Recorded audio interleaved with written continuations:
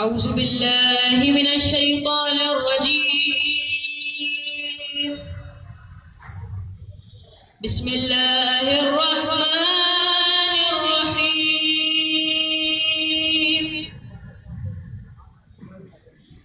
سبح اسم ربك الأعلى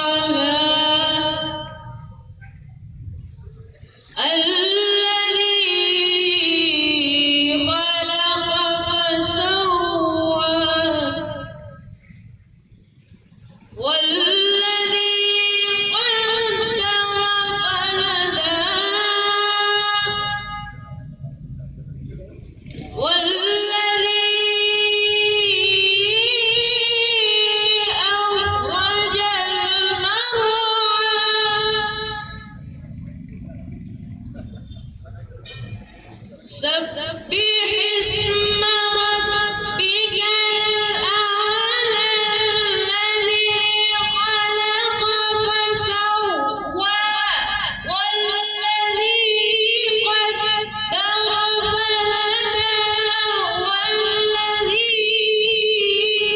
أخرج المرعى فجعله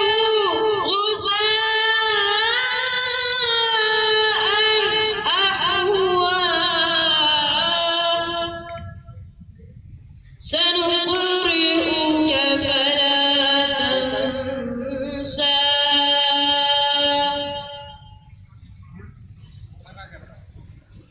سنقرئك فلا تنسى إلا ما شاء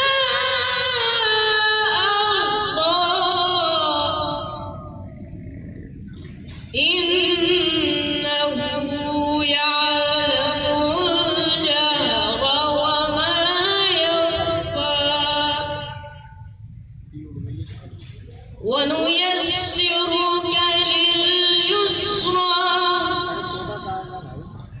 فذكر إن نفعت الذكرى سيذكر من يخشى ويتجنبها الأشقى الذي يصلى النار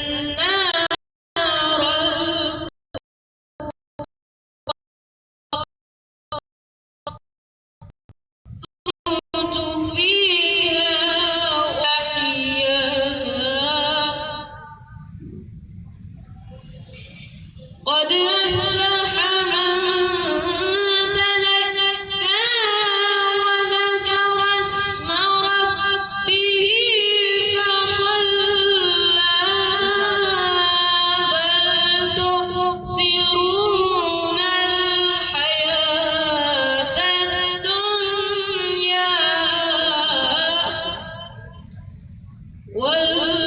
والآخرة خير وأبقى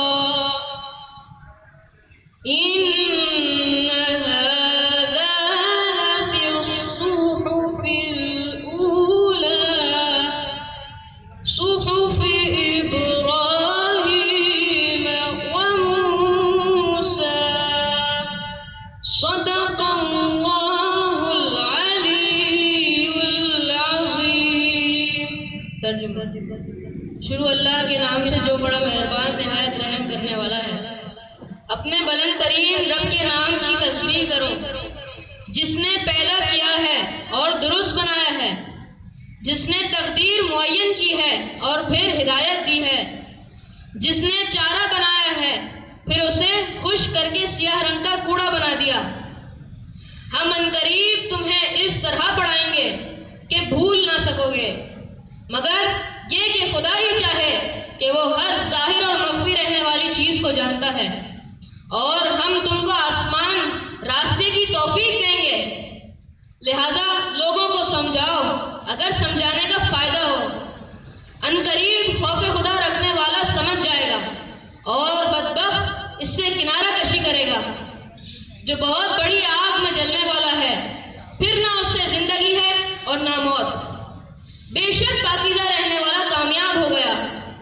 جس نے اپنے رب کے نام کی تسبیح کی اور پھر نماز پڑھی، لیکن تم لوگ زندگانی دنیا کو مقدم رکھتے ہو، جبکہ آخرت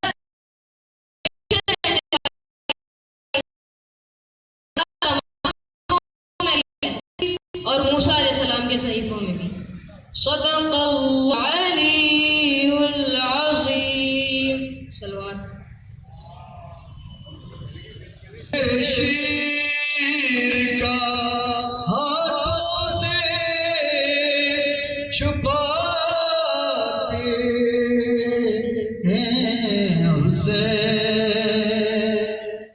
ایک ننھی سی لہرن میں بناتے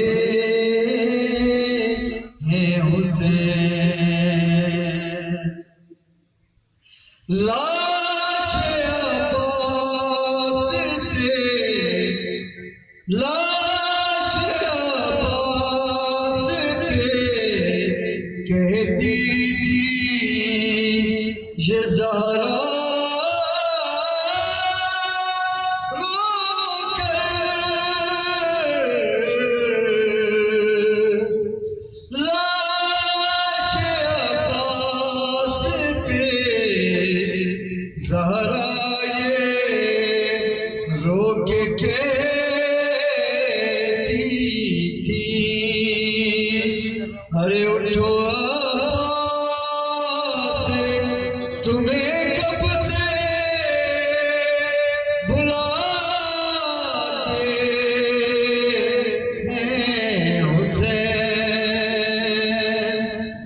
ایک ننھی سی لہرن میں بناتے ہیں حسین، مرتے دم لڑنے سے ہاتھوں نے جسے تھا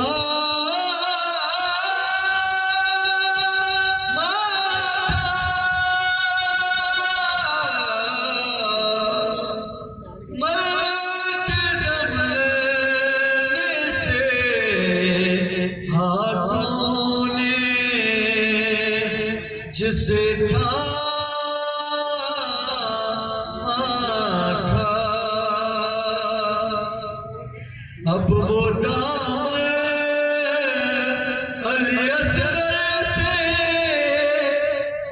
چھڑاتے ہیں حسین، بر محمد و آل محمد صلی اللہ علیہ وسلم۔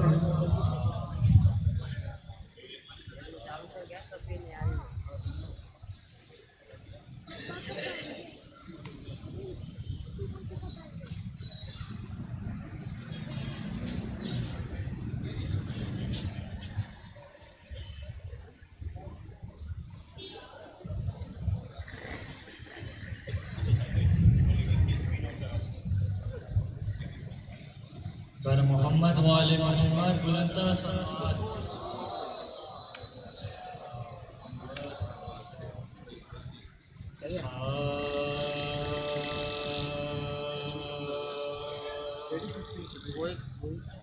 جہاں میں ثانی قرآن کوئی کتاب نہیں،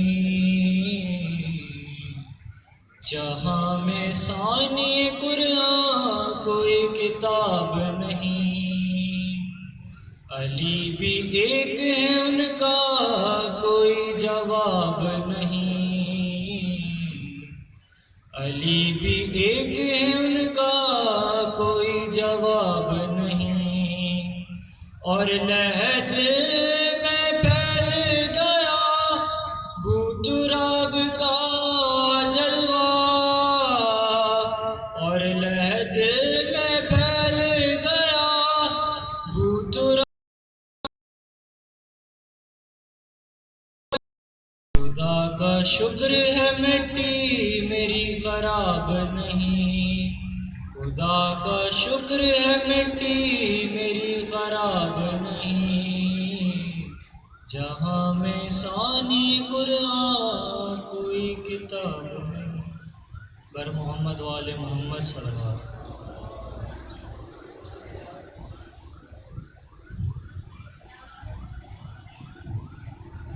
بر محمد وآل محمد صلوات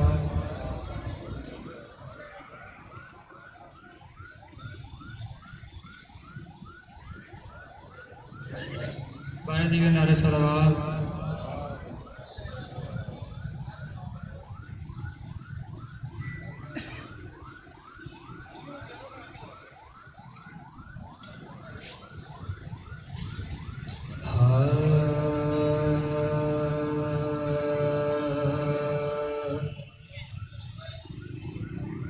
پیلا کے سجدے کو آبے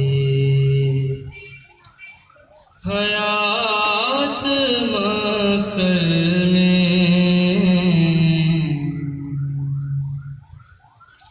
پیلا کے سجدے کو آبے حیات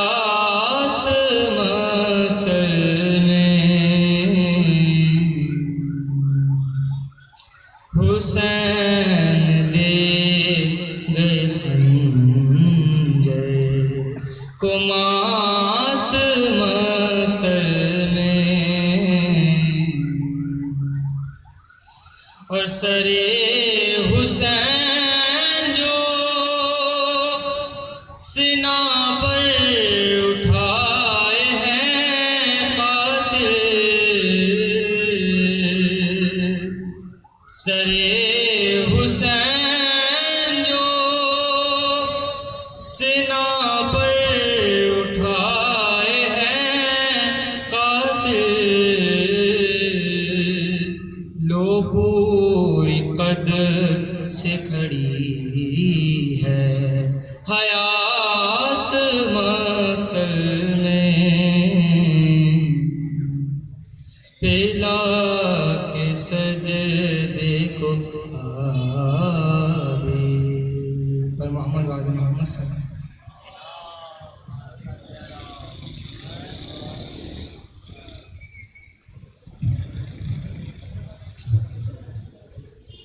بر محمد وآل محمد صلوات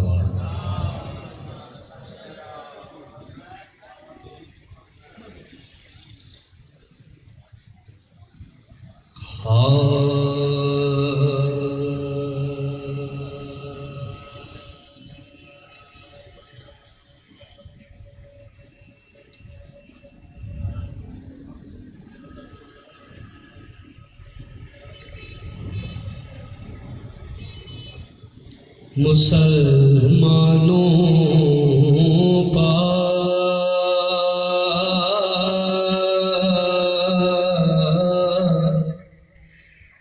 حج فرض آیا ہے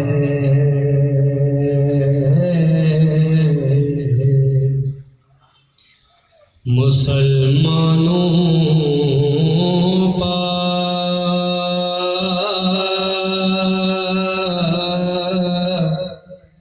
حج فرض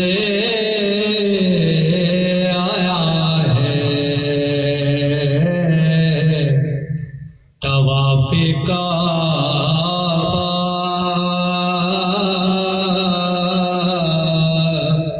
ایک سر نہا ہے اور حرم کے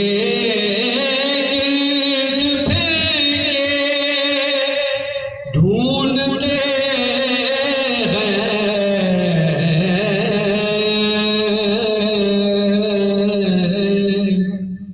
حرم کے گرد پھر کے ڈھونڈتے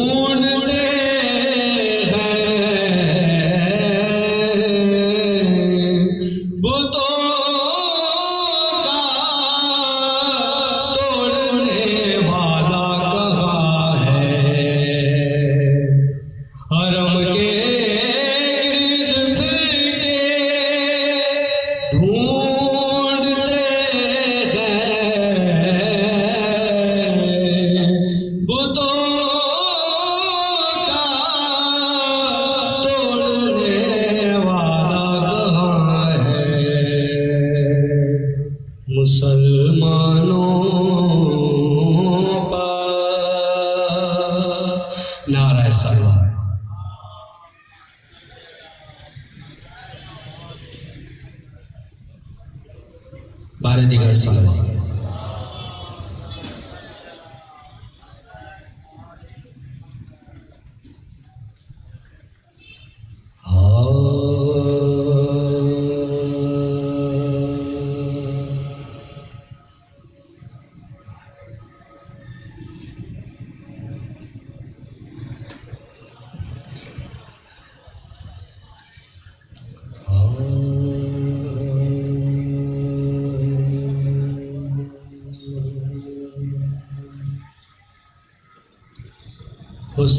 حسین شاہ بھی ہیں اور بادشاہ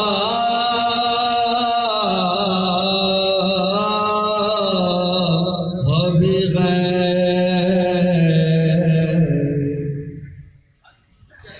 حسین دین بھی ہے اور دیپنا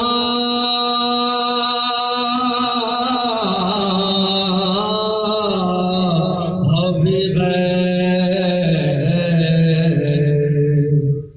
اور نہ کی یزید کی بیعت کٹا دیا سر کو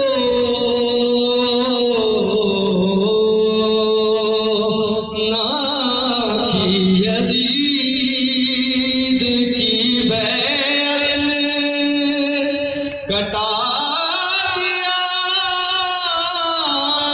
سر کو اسی بنا پا تو بنیاد لا الہ بھی ہے. حسین شاہ بھی میں نعرہ صلوات.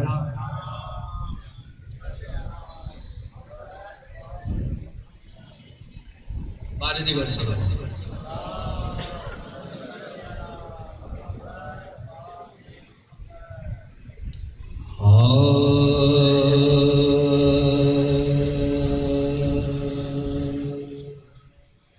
جس نے شبیر سے وفا کی ہے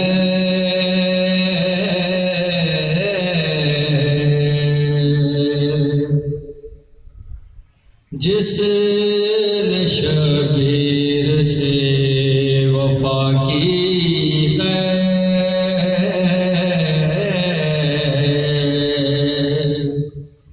اس کی مرضی بھی اب خدا کی ہے.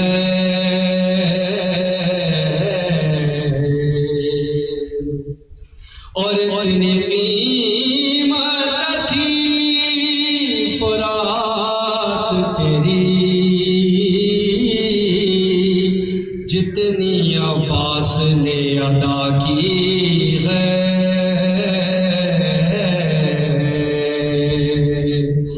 جس نے شبیر سے وفا کی ہے. نعرہ صلوات.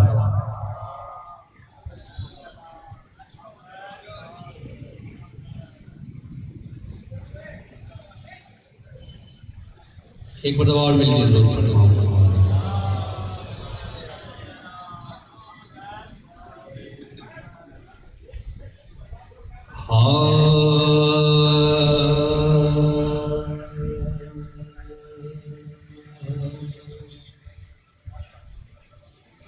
کہو نہ حاجت ذکر شہ خدا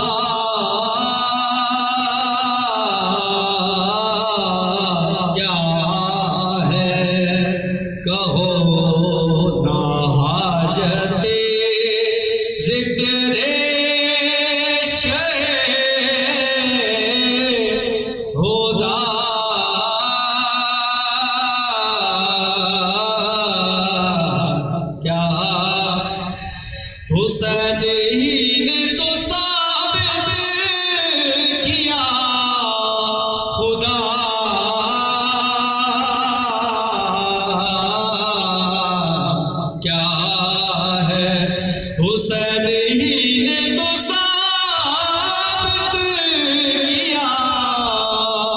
خدا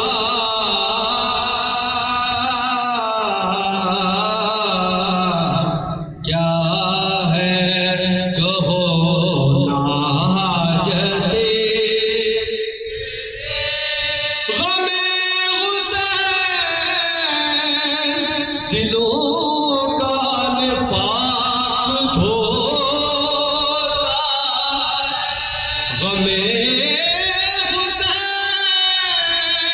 دلوں کا نفاق دھوتا بس اب نہ پوچھو کہ رونے کا فائدہ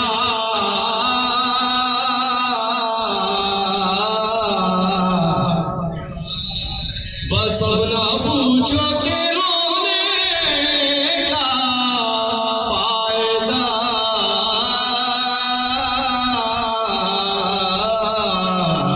کیا کہو نا حاجتے رضا حق کی ہر ایک راہ میں ہے نقش حسین رضا حق کی ہر ایک راہ میں ہے نقش میں کربلا سے نہ جاؤں تو راستہ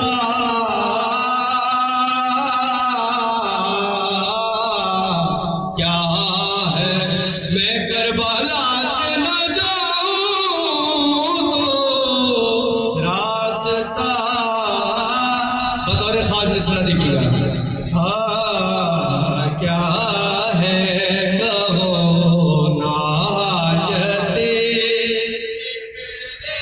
اگر حسین کی سیرت پہ ہو سکا نا عمل اگر حسین کی سیرت پہ ہو سکا نا عمل تو پھر یہ مجلس و ماتم کا فائدہ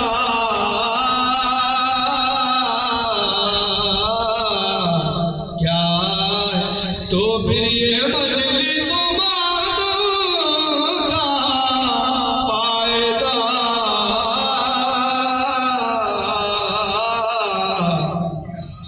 ہے کہو نا حاجتے پلٹ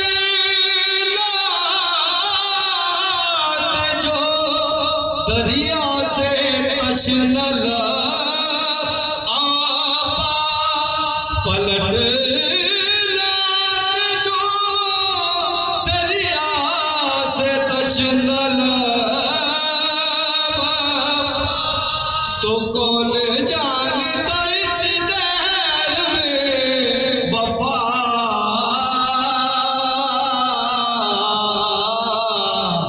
کیا کہو نا حاجتے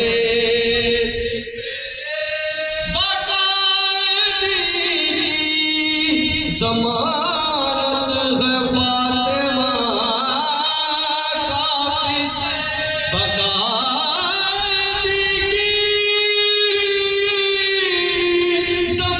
ضمانت ہے فاطمہ کا پس نہیں حسین تو اسلام میں دھرا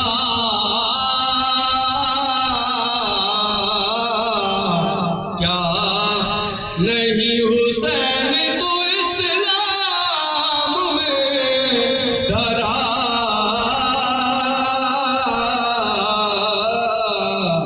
کیا ہے کہو نا حاجتے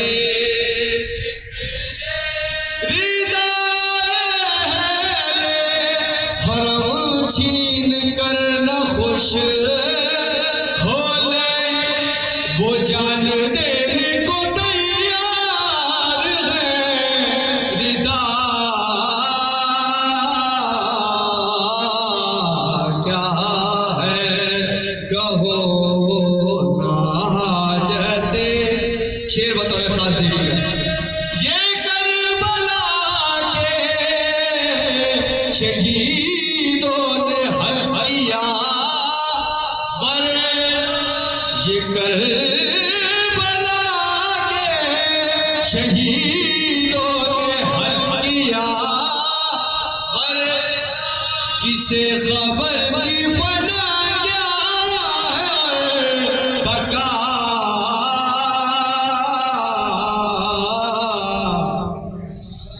یہ کربلا کے شہیدوں نے حل کیا کسے خبر تھی فنا کیا ہے بقا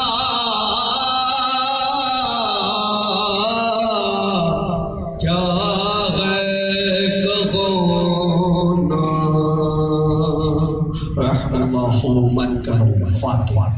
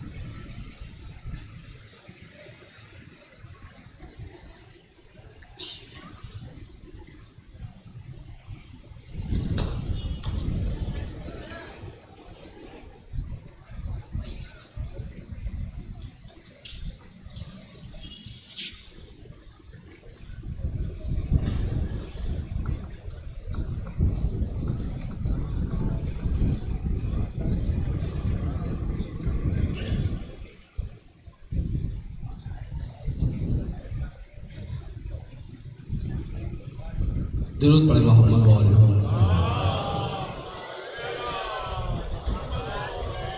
جناب حبیب ابن مظاہر کے حال کے مرسی و دیش ایک مرتبہ مل کے درود پڑھے محمد و آل محمد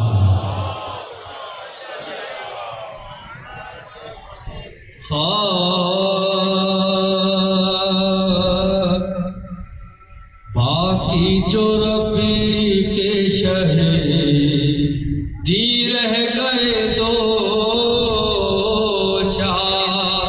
باقی جو رفیق شہیدی رہ گئے تو حسرت سے انہیں دیکھتے تھے سید کی بڑھ کے حبیب نے مظاہر نے یہ گو یہ پیر غلام اب ہے اجازت کا طلب بندے کو بھی مرنے کی رضا دیجیے فردوس کے راستے پہ لگا دیجیے شبیر نے سینے سے لگایا کئی بار رخصت کیا آنکھوں سے آنسو ہوئے جا گھبرا کے در خیمہ سے زینب یہ لوگوں کا میدان میں چلی کس کی سوا اب کون بچائے گا شہر جن بشر سب چھوڑے چلے جاتے ہیں زغرا کے قصر یہ سنتے ہی کوہرام ہوا پہنچا وہ جری شیر سا میدان ستم کامل تھا زبازش کے شہنشاہ بیتاب تھا مولا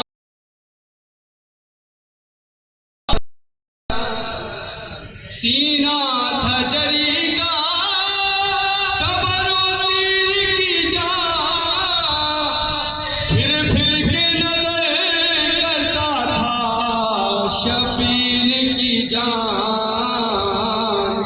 پھر کے نظر کرتا تھا شبیر کی ناگاہ صفے چیر کے آئے شہزی دیکھا کہ وہ مظلوم کوئی دم کا ہے میں لاش سے لپٹ کر یہ پکارے بصدا اے دوست میرے تیری محبت کے میں پر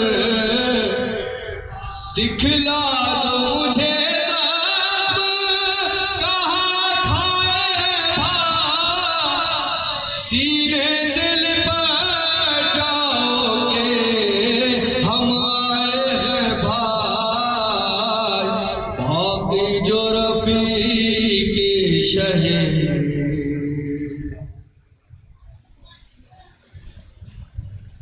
متمز جناب حسین رضا وسائل صاحب کے سلام پیش کریں پر محمد و آل محمد صلوات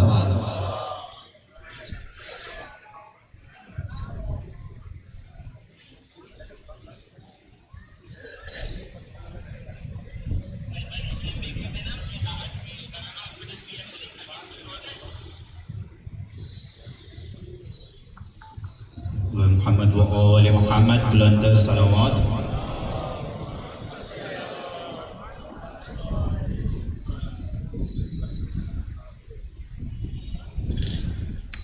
یہ خط میں شاہ نے لکھا حبیب آ جاؤ یہ خط میں شاہ نے لکھا حبیب آ جاؤ تمہارا دوست ہے تنہا حبیب آ جاؤ یہ خط میں شاہ نے لکھا حبیب آ جاؤ مولا اپنے حبیب سے فرما رہے ہیں شہید کیسے ہوا وہ بتاؤ گے آقا شہید کیسے ہوا وہ بتاؤ گے آقا تم حال مسلم بے کس سناؤ گے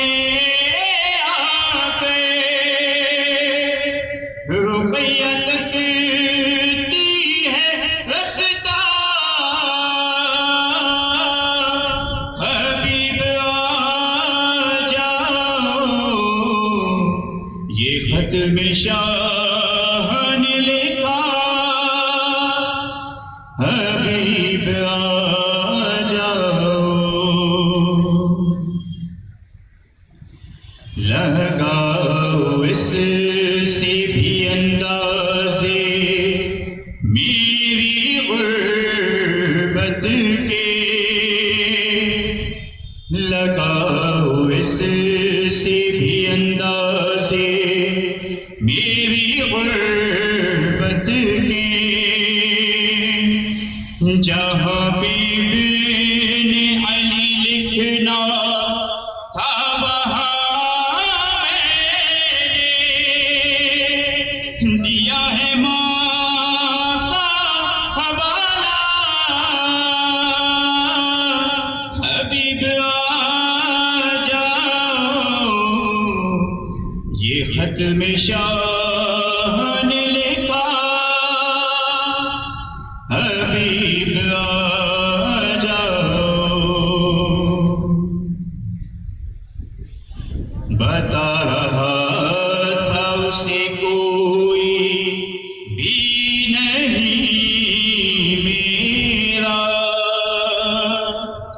تو بولی ثانی زہرا حبیب آئے گا، ہے اس کو تم پہ بھروسہ،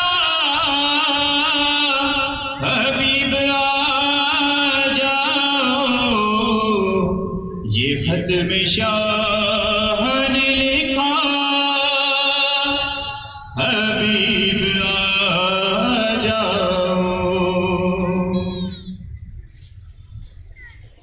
گوارا کر نہیں سکتی حسین کی غیرت،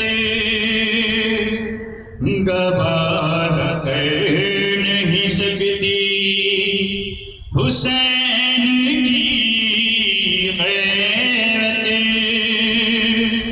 تمہاری زوجہ کی چادر لوٹ لے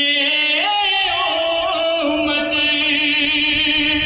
تم اس کو چھوڑ کے کوفہ، حبیب آ جاؤ، یہ ختم شاہ نے لکھا، حبیب آ جاؤ،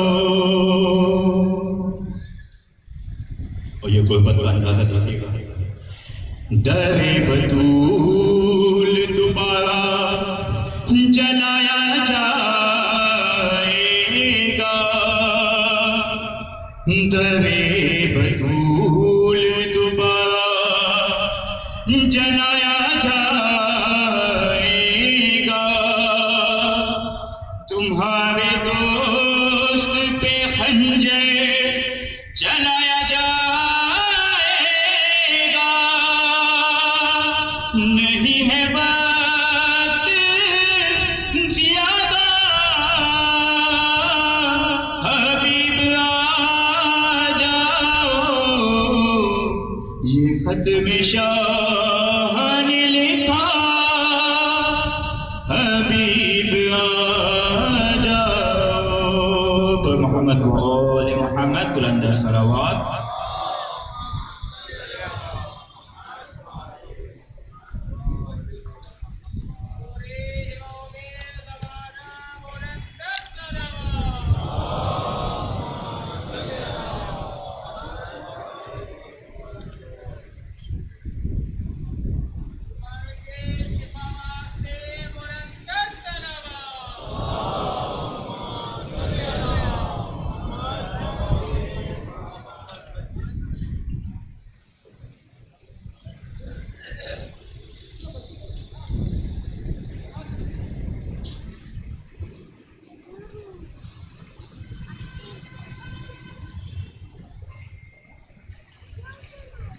ایک سورہ فاتحہ کی التماس ہے، مرحوم محبوب علی نامدار، مرحوم رمضان علی کاکا، حاضرین کے مرحومین کو شامل کرتے ہوئے، کل مرحوم مومنین و مومنات کو یاد کرتے ہوئے، شہدائے کربلا کی بارگاہ میں ہدیہ کرتے ہوئے، رحم اللہ من قرأ الفاتحہ۔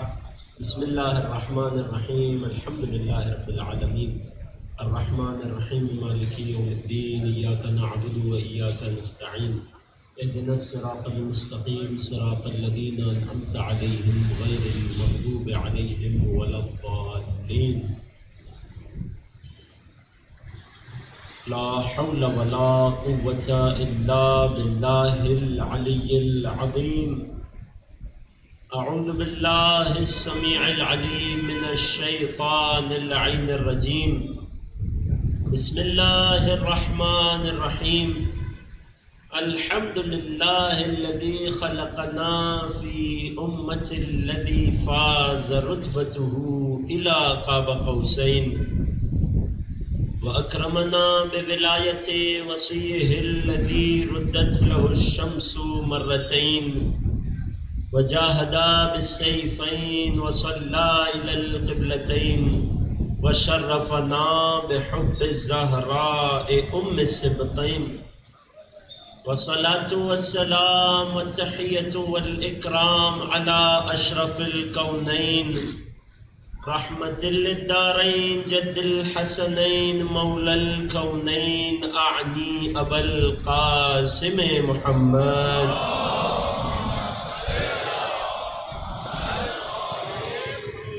وعلى أهل بيته الأطيبين الأطهرين رحمة الله على محبيهم ولعنة الله على أعدائهم وغاصبي حقوقهم أجمعين.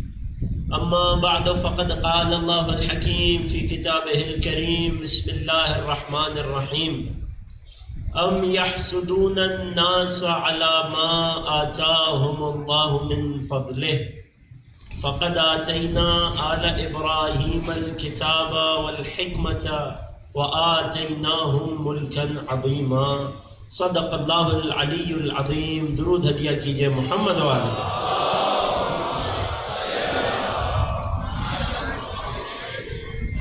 ابتدائی کلام آپ تمام حاضرین فرش ازا کی خدمت میں سلام علیکم ورحمۃ اللہ. پروردگار کا شکر بجا لاتے ہیں اس عظیم نعمت پر کہ پالنے والے نے ایک بار پھر ہمیں محمد و آل محمد کے تذکرے کی توفیق عطا فرمائی. عزیزان گرامی، سلسلہ گفتگو کی یہ دوسری تقریر. اس برس ہمارا موضوع قرآن مجید کی سورہ مبارکہ نساء کی آیت 54 آیت 54 سے ماخوذ آل ابراہیم اور ملک عظیم. ہم نے اس آیت کا انتخاب اس لیے کیا کیونکہ کثرت سے ائمہ کے اصحاب نے ائمہ سے اس آیت کی تفسیر بالخصوص پوچھی، بالخصوص سوال کیا. یقیناً اس آیت میں کوئی ایسے راز ہیں کہ جو اگر بشریت تک پہنچ جائے، اگر قرآن پر ایمان رکھنے والوں تک پہنچ جائے تو عقیدے کی بہت سی گتھیاں سلجھ جائیں، بہت سی مشکلات ان کی جڑیں اور ان کا حل معلوم ہو جائے. اس آیت کو سمجھنے کے لیے اس آیت کا سیاق بہت اہم ہے. کس پیرائے میں پروردگار گفتگو فرما رہا ہے، کس انداز سے پروردگار بات فرما رہا ہے. جب وہ سیاق ہمیں سمجھ آئے گا تو آیت کا مفہوم سمجھنے میں اور آیت کے معنی کو تعین کرنے میں مددگار ہوگا. توجہ میرے ساتھ ہے انشاءاللہ. کل آپ کی خدمت میں کچھ ترجمہ پیش کیا تھا، آج بات کو اور آگے بڑھاتا ہوں. ارشاد ہوا آیت نمبر 49 میں. میرا موضوع اور میری منزل کون سی آیت ہے؟ آیت 54 ہے. ابھی ہم بات شروع کر رہے ہیں 49ویں آیت سے، فقط ترجمے کی حد تک، بہت جلدی سے گزر جائیں گے. ارشاد ہوا الم تر الی الذین یزکون انفسہم. اے حبیب، کیا آپ دیکھتے ہیں ایسے لوگوں کو یزکون انفسہم جو خود اپنے آپ کی تعریفیں کرتے ہیں، جو خود اپنی بڑائی کے دعوے دار ہیں، خود اپنے آپ کو القاب عطا کر دیتے ہیں، خود اپنے آپ کو صاحب منصب بنا لیتے ہیں. ارشاد ہوا بل اللہ یزکی من یشاء. ان کے ہاتھ میں نہیں ہے. اللہ جسے چاہے گا اس کا تزکیہ فرمائے گا، اللہ جسے چاہے گا اس کی بڑائی بیان کرے گا، اللہ جسے چاہے گا اس کی بلندی کا اظہار کرے گا. ایک جملہ کہہ کر آگے بڑھوں. بہت کوشش کی یزید لعین نے کہ میرا نام بلند ہو جائے اور حسین کا نام و نشان مٹ جائے. الم تر الی الذین یزکون انفسہم، یہ بھی انہی لوگوں کی فہرست میں تھا جو اپنا تزکیہ چاہتے تھے، اپنے آپ کو بلند دکھانا چاہتے تھے. یہاں تک کہ یہ چاہت اتنی بڑھ گئی کہ حجت خدا کی علی کی علیہ بیٹی کے سامنے دربار شام میں کہنے لگا کہ تم نے اس منظر کو کیسا پایا کہ اللہ جسے چاہتا ہے عزت دیتا ہے، جسے چاہتا ہے والعیاذ باللہ رسوا کرتا ہے. یہ اس کی سوچ تھی. خود اپنی تعریف کر رہا تھا، خود اپنے آپ کو کامیاب جان رہا تھا، مگر شہزادی کونین نے یہ فیصلہ وہی سنا دیا تھا وَلَا يَحْسَبَنَّ الَّذِينَ كَفَرُوا أَنَّمَا نُمْلِي لَهُمْ خَيْرٌ لِأَنفُسِهِمْ خبردار یہ کافر یہ ظالم گمان نہ کریں، یہ جو مہلت انہیں ملی ہوئی ہے یہ ان کے لیے اچھائی ہے. انما نملی لہم، ہم انہیں مہلت اس لیے دیتے ہیں لیزدادوا اثما، تاکہ ان کے گناہوں کا گڑھا پر ہو جائے. ولہم عذاب مہین، ان کے لیے توہین آمیز عذاب ہے. آخرت کے توہین آمیز عذاب کا تو مجھے نہیں پتا، مگر دنیا میں اس سے زیادہ پست اب کوئی نام نہیں ہے. غور کر رہے ہیں؟ الم تر الی الذین یزکون انفسہم بل اللہ یزکی من یشاء. لوگ چاہتے ہیں کہ اپنی بلندی بیان کریں، اپنے آپ کو بلند مرتبہ ثابت کریں ان کے مقابلے میں کہ جو اللہ کے بلند کردہ ہیں. میں چاہتا ہوں کہ آیت کا مزاج آپ تک پہنچے. اور کریں بل اللہ یزکی من یشاء، ان کے ہاتھ میں نہیں ہے. اللہ جسے چاہتا ہے بلند کرتا ہے. یزید اس کا نام اور نشان مٹ گیا، سوائے برائی کے اسے یاد نہیں کیا جاتا. اگر باقی ہے تو حسین کا نام باقی ہے. بات آگے بڑھی. ولا یظلمون فتیلا، خدا کسی پر ذرہ برابر بھی ظلم نہیں کرتا. ایک آیت چھوڑ کر ایک اور صفت بیان ہوئی منافقوں کی، دنیا داروں کی. یہ لوگ وہ ہیں الم تر الی الذین یؤمنون بالجبت والطاغوت. یہ وہ لوگ ہیں الم تر الی الذین اوتوا الکتاب، جنہیں کتاب میں سے کچھ دیا گیا، یعنی اللہ کی کتاب ان کے سامنے پہنچی. اللہ کی کتاب پہنچ جانے کے باوجود انہوں نے کیا کیا؟ یؤمنون بالجبت والطاغوت، یہ جبت اور طاغوت پر ایمان لاتے ہیں. کتاب خدا ان تک پہنچ گئی، یہ جبت اور طاغوت پر ایمان لاتے ہیں. یعنی کوئی ایسا ہوگا کہ جس تک دعوت اسلام تو پہنچ گئی ہے، یہ بات کافروں کی نہیں ہو رہی، کوئی ایسا ہوگا جس پر دعوت اسلام پہنچ گئی. اب یہ ترجمہ ہے، مجھے تیزی سے گزرنا ہے، اشارے کر کے گزروں گا. والعاقل یکفیہ الاشارہ، عقل مند کے لیے اشارہ کافی ہوتا ہے. الم تر الی الذین اوتوا الکتاب، جنہیں کتاب میں سے کچھ ملا، یعنی کم از کم دائرہ اسلام میں تو آئے، کتاب ان کے گھر تک پہنچ گئی، مگر پھر کیا کیا؟ یؤمنون بالجبت والطاغوت، انہوں نے جبت اور طاغوت. اب یہ دو برائی کے سرچشمے ہیں، جبت اور طاغوت.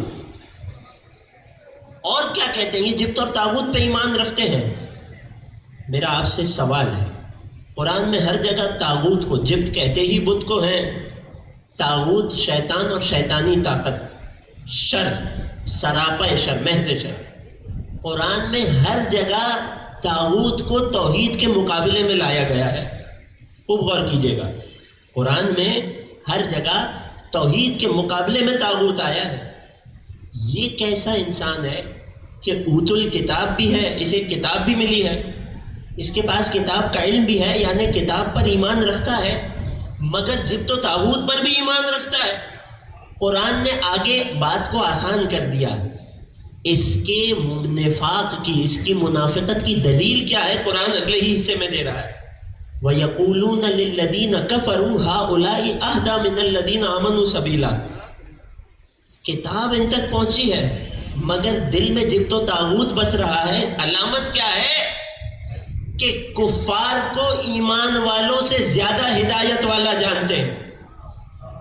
جس کا حق ہے اس کے حق کو تسلیم نہیں کرتے، بلکہ جس کا حق نہیں ہے اس کے لیے حق مان لیتے ہیں. جسے اللہ نے ولایت عطا کی تھی اس کی ولایت کے انکاری ہیں، اور جسے اللہ کی جانب سے کچھ نہیں ملا اسے ولی مان بیٹھے ہیں. یہ وہ تفسیر ہے جو آل محمد نے بیان کی. ایسے لوگوں کا کیا ہوگا؟ آیت نے فیصلہ کیا اولئک الذین لعنہم اللہ. اگر لعنت کرنا اتنی بری چیز ہوتی تو قرآن میں اللہ نہ کرتا. اولئک الذین لعنہم اللہ، یہ وہ لوگ ہیں جن پر اللہ نے لعنت فرمائی ہے. بچوں کے لیے ترجمہ کر دوں، لعنت کا مطلب خدا نخواستہ ہرگز گالی نہیں ہوا کرتا، ہرگز نہیں. لعنت ایک دینی فریضہ ہے جو قرآن کی سنت ہے. لعنہم اللہ یعنی جنہیں اللہ نے رحمت سے دور کر دیا ہے، جنہیں اللہ نے اپنی رحمت سے محروم کر دیا ہے. وَمَن يَلْعَنِ اللَّهُ، اور جسے اللہ لعنت کر دے، فَلَن تَجِدَ لَهُ نَصِيرًا، تم اس کے لیے کبھی کسی کو مددگار نہیں پاؤ، وہ بے یار و مددگار رہ جائے گا. آیت آگے بڑھی، انہی منافقوں کی صفت آگے بڑھی. ام لہم نصیب من الملک، میں آیت 53 تک آ گیا، توجہ میرے ساتھ ہے. ام لہم نصیب من الملک، کیا یہ جو لوگ اتنی سرکشی کر رہے ہیں، جو حقدار کو حق سے محروم کر رہے ہیں اور ناحق کو حق پر بٹھا رہے ہیں، جو اللہ کے بنائے ہوئے کو چھوڑ کر خود بنا رہے ہیں، ام لہم نصیب من الملک، کیا ان لوگوں کا حکومت، اختیار، اقتدار میں کچھ حصہ ہے؟ کیا انہیں اللہ کی جانب سے کچھ حصہ عطا ہوا؟ فَإِذَا لَا يُؤْتُونَ النَّاسَ نَقِيرًا، اگر انہیں، اب اللہ طنز فرما رہا ہے ان لوگوں کے مزاج پر، اگر انہیں اللہ کی جانب سے کچھ اختیار ملا ہوتا، کچھ ملک ہاتھ آیا ہوتا، کچھ اختیار، کچھ اقتدار ملا ہوتا، لا یؤتون الناس نقیرا، تو لوگوں کو ذرہ برابر بھی کچھ عطا نہ کرتے. یعنی یہ اپنے مزاج میں اتنے خود غرض اور بخیل ہیں کہ انہیں اپنے سوا کچھ دکھائی بھی نہ دیتا. یہ ایک جملہ ہو گیا.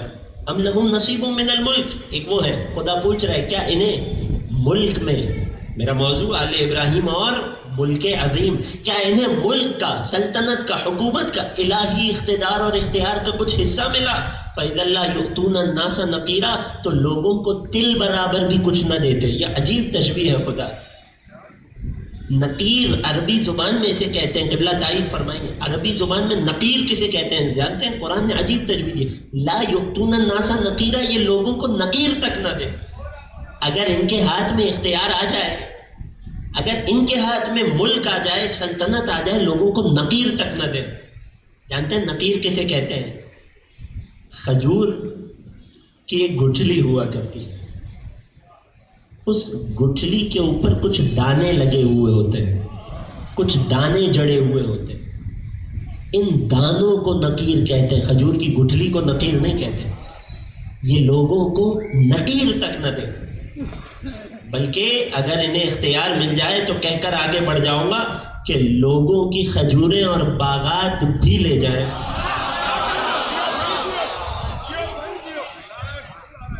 آیت آگے بڑھی. اگر انہیں ملک مل جاتی، اب خدا نے علامت بتائی ہے، اگر انہیں اختیار ملا ہوتا تو لوگوں کو ذرہ برابر کچھ نہ دیتے. یہ فرق ہوتا ہے خود ساختہ اور خدا ساختہ میں، خود بنے ہوئے اور خدا کے بنائے ہوئے میں. آیت آگے بڑھی، آیت 54. یعنی قرآن میں گویا اللہ ہمارے ساتھ مل کر تلاش کر رہا ہے، اظہار اس طرح کر رہا ہے. خدا یقیناً جانتا ہے، ہر دل کے راز سے پروردگار آشنا ہے، مگر چاہتا ہے کہ ہماری عقلیں سفر کر کے اس منزل تک پہنچے کہ ہم تلاش میں لگے رہے کہ جنہوں نے صاحبان حق سے منہ کو موڑ لیا، جنہوں نے صاحبان حق پر ظلم کیا، جنہوں نے اللہ کے اولیاء کو ان کے حق سے محروم کیا، ان کی بیماری کیا تھی. کیا انہیں اختیار دیا گیا؟ اگر انہیں ملتا تو کسی کو کچھ نہ ملتا اللہ کی جانب سے. آیت آگے بڑھی. ام یحسدون الناس علی ما آتاہم اللہ من فضلہ، اور میں اپنے موضوع تک آ گیا. یا نہیں، ان کا مسئلہ کچھ اور ہے. اب یہ قرآن کا مزاج ہے تو آپ تک سمجھا رہا ہوں، یہ لہجہ یہ آیت ہے. یا تو یحسدون الناس، یہ لوگ، یہ جن کی پیچھے ساری باتیں آئیں، کون سی باتیں ذہنوں میں ہے نا، کہ جو اپنی تعریفیں کرتے ہیں، اپنے آپ کو امیدوار ٹھہراتے ہیں، اپنے آپ کے ساتھ اوصاف جوڑتے ہیں، خدا والوں کے لقب چھین کر خود لینے کی کوشش کرتے ہیں. یہ وہ لوگ ہیں جو جبت اور طاغوت پر ایمان رکھتے ہیں، جو صاحبان حق سے زیادہ ناحق لوگوں کو ہدایت یافتہ مانتے ہیں. یہ جو ملعون ہے اللہ کی بارگاہ سے، یہ وہ بخیل ہے کہ اگر انہیں ملک مل جاتا تو کسی کو ذرہ برابر نصیب نہ ہوتا. یہ ان کا مسئلہ کیا ہے؟ قرآن فرماتا ہے ام یحسدون الناس علی ما آتاہم اللہ من فضلہ. یا تو مشکل یہ ہے کہ یہ لوگوں سے ناس، لوگوں سے حسد کرتے ہیں، کس پر؟ علی ما آتاہم اللہ من فضلہ، اس عظیم نعمت پر جو اللہ نے اپنے فضل سے لوگوں کو عطا کی ہے. پھر خدا نے ایک تشبیہ دی، ایک فیصلہ سنایا، ایک مثال دی تاکہ لوگوں کو بات سمجھ آئے۔ اللہ نے اپنے فضل سے لوگوں کو جو عطا کیا ہے یہ اس پر حسد کرتے ہیں۔ یہاں تک کہ آیت کے حصے سے ہمیں معلوم ہوا، خوب غور کیجیے گا، ایک لفظ میرے ساتھ گنیے گا، شمار کیجیے گا، یہاں تک کہ آیت کے الفاظ سے، اور قرآن ہے اس کا ایک ایک حرف معجزہ ہے، متفق ہے نا، پریشان تو نہیں ہے؟ یہاں تک کہ آیت سے ہمیں پتہ چلا یحسدون الناس، یا تو یہ لوگ حسد کرتے ہیں لوگوں سے۔ معلوم ہوا کہ ایک عمل ہو رہا ہے، ایک صفت ہے جو پنپ رہی ہے جس کا نام حسد ہے۔ پہلی چیز، ایک کچھ لوگ ہیں، اب یحسدون کہا، یحسد نہیں کہا۔ یضربو، مثال دے رہا ہوں بچوں کے لیے، یضربو وہ ایک شخص مارتا ہے، یضربونا وہ سارے لوگ، وہ 3 یا 3 سے زیادہ لوگ مارتے ہیں، جمع کا صیغہ ہے، بیچ میں تثنیہ کے لیے یضربان ہوتا ہے۔ یحسد وہ ایک شخص حسد کرتا ہے، یحسدان وہ 2 لوگ حسد کرتے ہیں، یحسدون 3 یا 3 سے زیادہ لوگ حسد کرتے ہیں۔ حسد کی کیفیت ہے، حسد کی صفت ہے، جب حسد ہے تو کوئی حاسد بھی ہوں گے۔ یحسدون بتا رہے ہیں نا، کوئی حسد کرنے والے ہیں، اور الناس یعنی لوگوں کا یہ لفظ بتا رہا ہے کہ کچھ لوگ ہیں، کچھ ہستیاں ہیں، کچھ ذوات ہیں کہ جو محسود ہیں، یعنی جو لوگوں کے حسد کا شکار ہیں، جن سے لوگ حسد کر رہے ہیں۔ اب یہاں تک ہم پہنچے، 3 چیزیں ہمیں سمجھنی ہوں گی، تب جا کر یہ آیت سمجھ آئے گی۔ حسد کیا ہوتا ہے، کون ہے اس آیت میں حاسد سے مراد، اور وہ کون ہے جس پر حسد کیا جا رہا ہے، جس سے حسد کیا جا رہا ہے، محسود کون ہے؟ یہ تو بات ہو گئی، اور آگے بڑھیں۔ علی ما آتاہم اللہ من فضلہ، جب حاسد کسی سے حسد کرتا ہے تو کسی چیز پر کرتا ہے، کسی ایسی نعمت پر کرتا ہے جو اللہ نے محسود کے نصیب میں رکھی اور حاسد کو اس سے محروم رکھا۔ متفق ہے نا؟ وہ کیا ہے؟ قرآن میں اللہ نے بیان کیا، علی ما آتاہم اللہ من فضلہ، اللہ نے کھل کر نہیں بتایا، بلکہ فرمایا کہ اس نعمت پر، اس عظیم نعمت پر جو اللہ نے انہیں عطا کی، اور اس نعمت کی عظمت ایسے سمجھیے کہ اللہ اپنے فضل کا حوالہ اسے دے رہا ہے، من فضل، اپنے فضل سے جو اللہ نے انہیں عطا کیا اس پر یہ حسد کرتے ہیں۔ ہمیں حسد کو سمجھنا ہے، حاسدوں کو تلاش کرنا ہے، وہ جن سے حسد کیا جا رہا ہے یا حسد کیا گیا انہیں تلاش کرنا ہے، اور وہ اللہ کے فضل سے کون سی عطا تھی جس پر حسد کیا گیا، یہ بھی ہمیں تلاش کرنا ہے، تب جا کر آیت کا نصاب مکمل ہوگا۔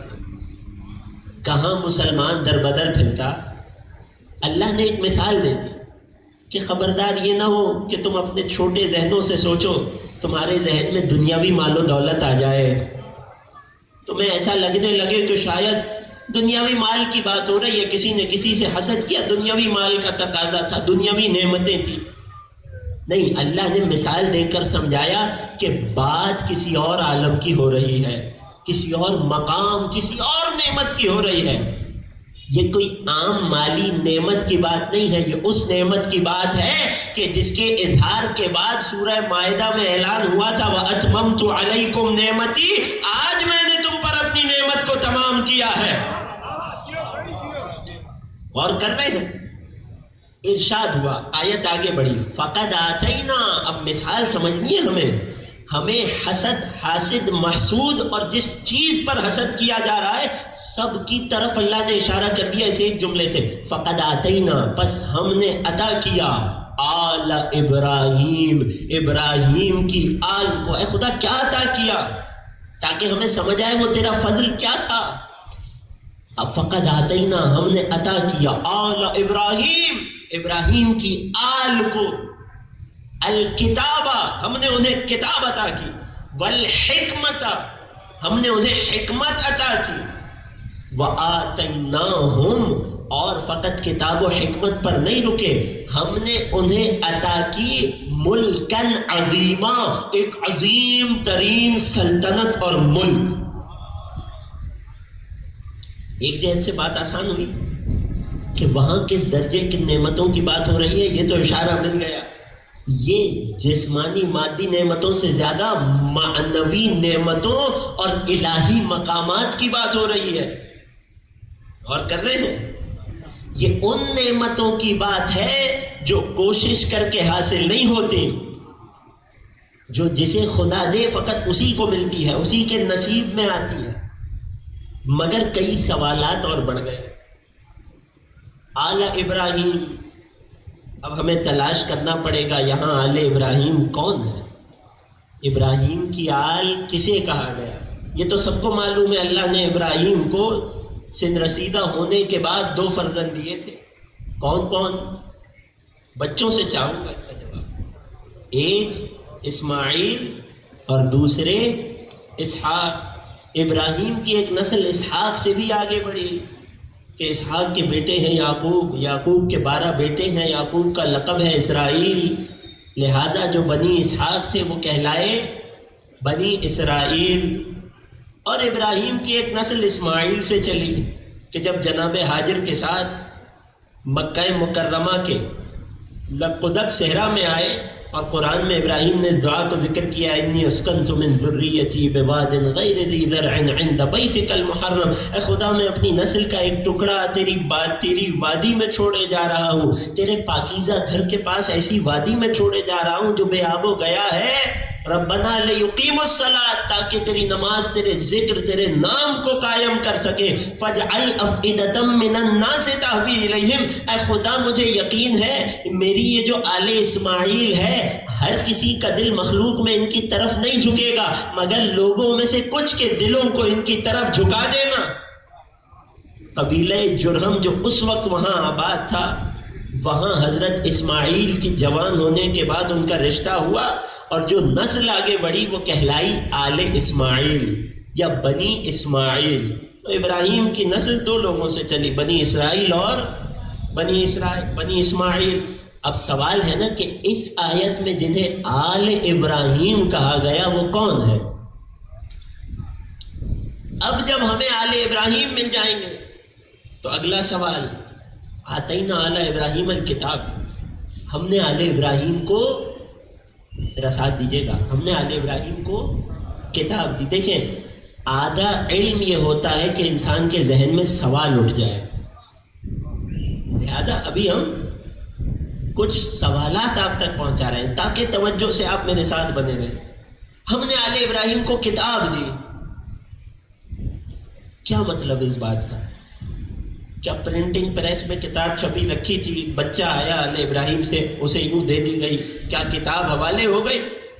نہیں، اگر ایسے دی ہوتی تو راستے میں کوئی ڈاکو آ کر اس سے چھین بھی سکتا تھا، مگر یہ پہلے طے پا گیا یہ اس نعمت کی بات ہے جو چھینی نہیں جا سکتی۔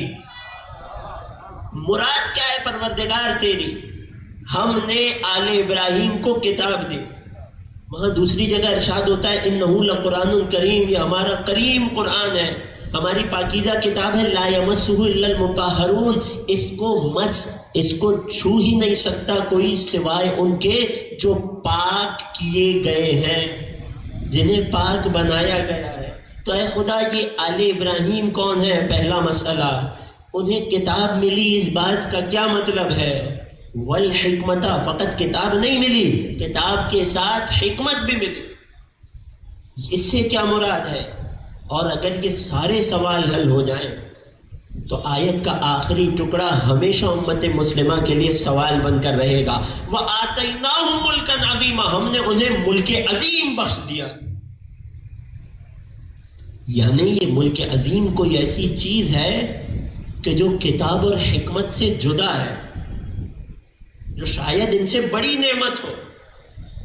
اے خدا، دنیا اور اس کی بے مائگی تیری نگاہ میں اس کی کوئی وقعت نہیں ہے، یہاں تک کہ ہمیں بار بار بتایا گیا ہے ائمہ معصومین کی جانب سے، ان من ہوان الدنیا علی اللہ، اللہ کی نگاہ میں یہ دنیا کتنی پست ہے، اس کا اندازہ اس بات سے لگانا کہ اللہ کے بدترین دشمن اس دنیا میں بہترین نعمتوں اور آسائشوں میں رہتے ہیں. اس فلسفے کو سوچئے گا. ان من ہوان الدنیا علی اللہ، اللہ کے نزدیک یہ دنیا اتنی پست ہے، اتنی کم قیمت ہے. اگر اس دنیا کی کوئی ارزش قیمت ہوتی تو سب سے پہلے اپنے اولیاء کے قدموں میں ڈال دیتا. اللہ کے دشمنوں کا آسائشوں میں رہنا بتا رہا ہے کہ اس دنیا کی کوئی وقعت نہیں ہے، کوئی ویلیو نہیں ہے. تو پھر یہ کون سا اقتدار اور ملک ہے، یہ کون سی حکومت ہے، ملک کہتے ہیں حکومت کو، یہ کون سا اقتدار، یہ کون سی سلطنت ہے جسے قرآن میں اللہ عظیم کہہ رہا ہے. غور کر رہے ہیں؟ یہاں تک میرے ساتھ آ گئے. ایک درود پڑھیے محمد والے.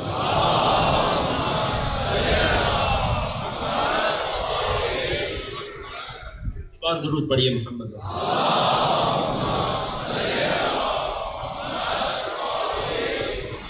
بس عزیزوں تھوڑی سی تمہیدی گفتگو ہے. جیسے جیسے ہم نتائج کے قریب پہنچتے جائیں گے ویسے جیسے گفتگو کا ثمرہ آپ تک پہنچتا چلا جائے گا. اب آئیے اپنے سفر کا آغاز کرتے ہیں. بات کا آغاز ہوا ام یحسدون الناس علی ما آتاہم اللہ من فضلہ. یہ لوگ حسد کرتے ہیں لوگوں سے اس نعمت پر کہ جو اللہ نے اپنے فضل سے انہیں عطا کی ہے. قرآن میں ایک اور جگہ اور وضاحت کے ساتھ حسد کا تذکرہ آیا. سورہ بقرہ آیت 109.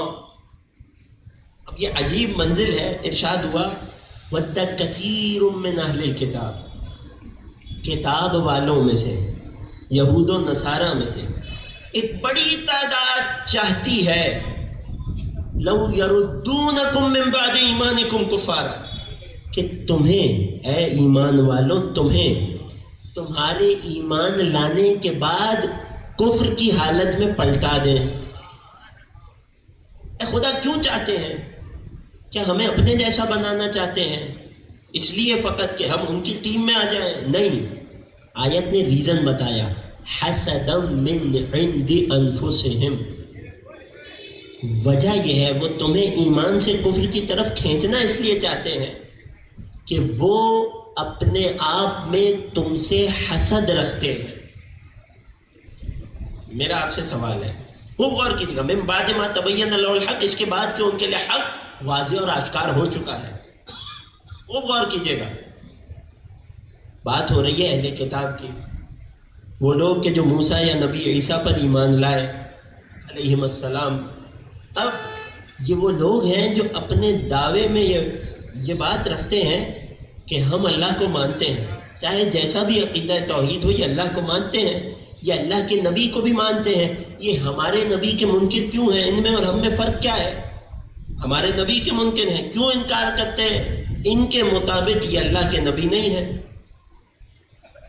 حسد وہاں کیا جاتا ہے جہاں سامنے والے کے پاس کوئی ایسی نعمت نظر آ رہی ہو جس سے میں خود کو محروم سمجھتا ہوں.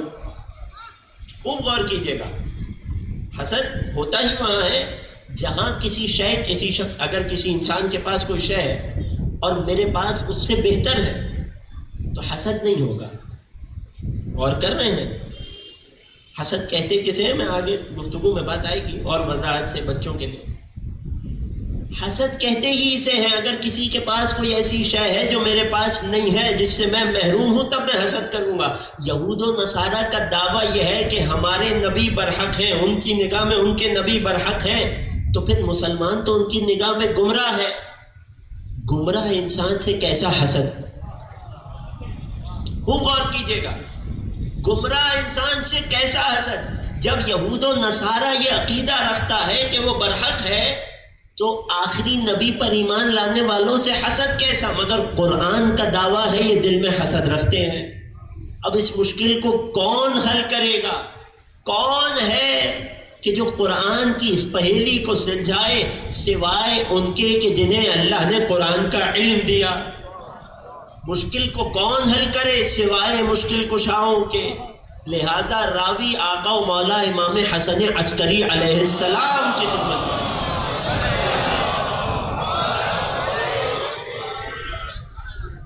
راوی 11ویں امام کی خدمت میں آیا اور یہی عقلی منطقی لاجیکل سوال اس نے رکھا. اعلیٰ قرآن میں اللہ کہہ رہا ہے کہ یہ اہل کتاب ہم سے حسد کرتے ہیں. مولا کس چیز پر حسد؟ یہ تو اپنے آپ کو ہدایت یافتہ جانتے ہیں, ہمیں گمراہ مانتے ہیں. حسد کس بات کا؟ 11ویں امام نے اس پہیلی کو سلجھایا. کیا فرمایا؟ یحسدونکم, یہ تم پر حسد اس لیے نہیں کرتے کہ تمہیں اپنے سے زیادہ ہدایت یافتہ سمجھتے ہو. حسد اس لیے کرتے ہیں بِأَنْ أَكْرَمَكُمُ اللَّهُ بِالنُّبُوَّةِ مُحَمَّدٍ وَفَضْلِ عَلِي, کہ اللہ نے تمہیں محمد جیسا نبی دیا اور علی جیسا امام دیا. حسد اس بات پر ہے کہ جب ان کی نگاہ میں یہ برحق ہیں تو محمد اور علی جیسی ہستیاں تمہارے پاس کیوں ہیں؟ کیوں؟ اپنے انکار کے باوجود. قرآن کی آیت نے کہا نا من بعد ما تبین لہم الحق, جب ان کے لیے حق واضح ہو چکا, بعد اس کے کہ محمد اور علی سے معجزات دیکھ چکے, کمالات دیکھ چکے, اب یہ تم پر حسد اس بات کا کرتے ہیں کہ تمہارا امام اتنا اچھا کیوں ہے. ایک درود پڑھیے مولا کے نام کیا؟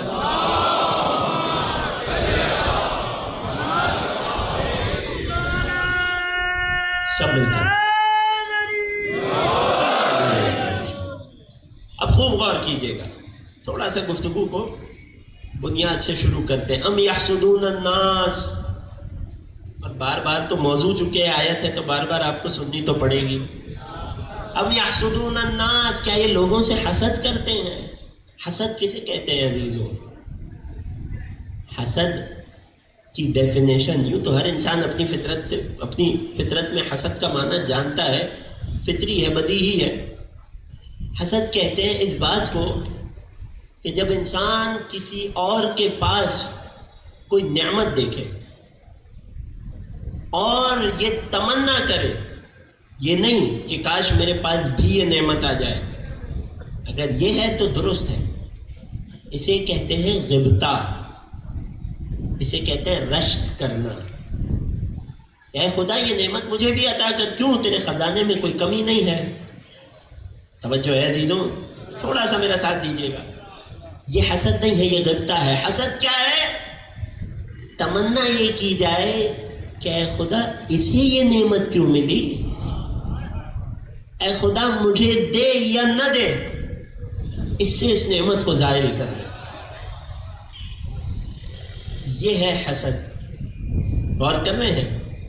اور یہ حسد اخلاقی برائی ہے, یہ تو سب جانتے ہیں, مگر ہمارا گمان یہ ہوتا ہے کہ یہ برائی صرف انسان کے اخلاق کو خراب کرتی ہے, مگر اس کے مقابلے میں ہمیں رسول گرامی صلی اللہ علیہ وآلہ وسلم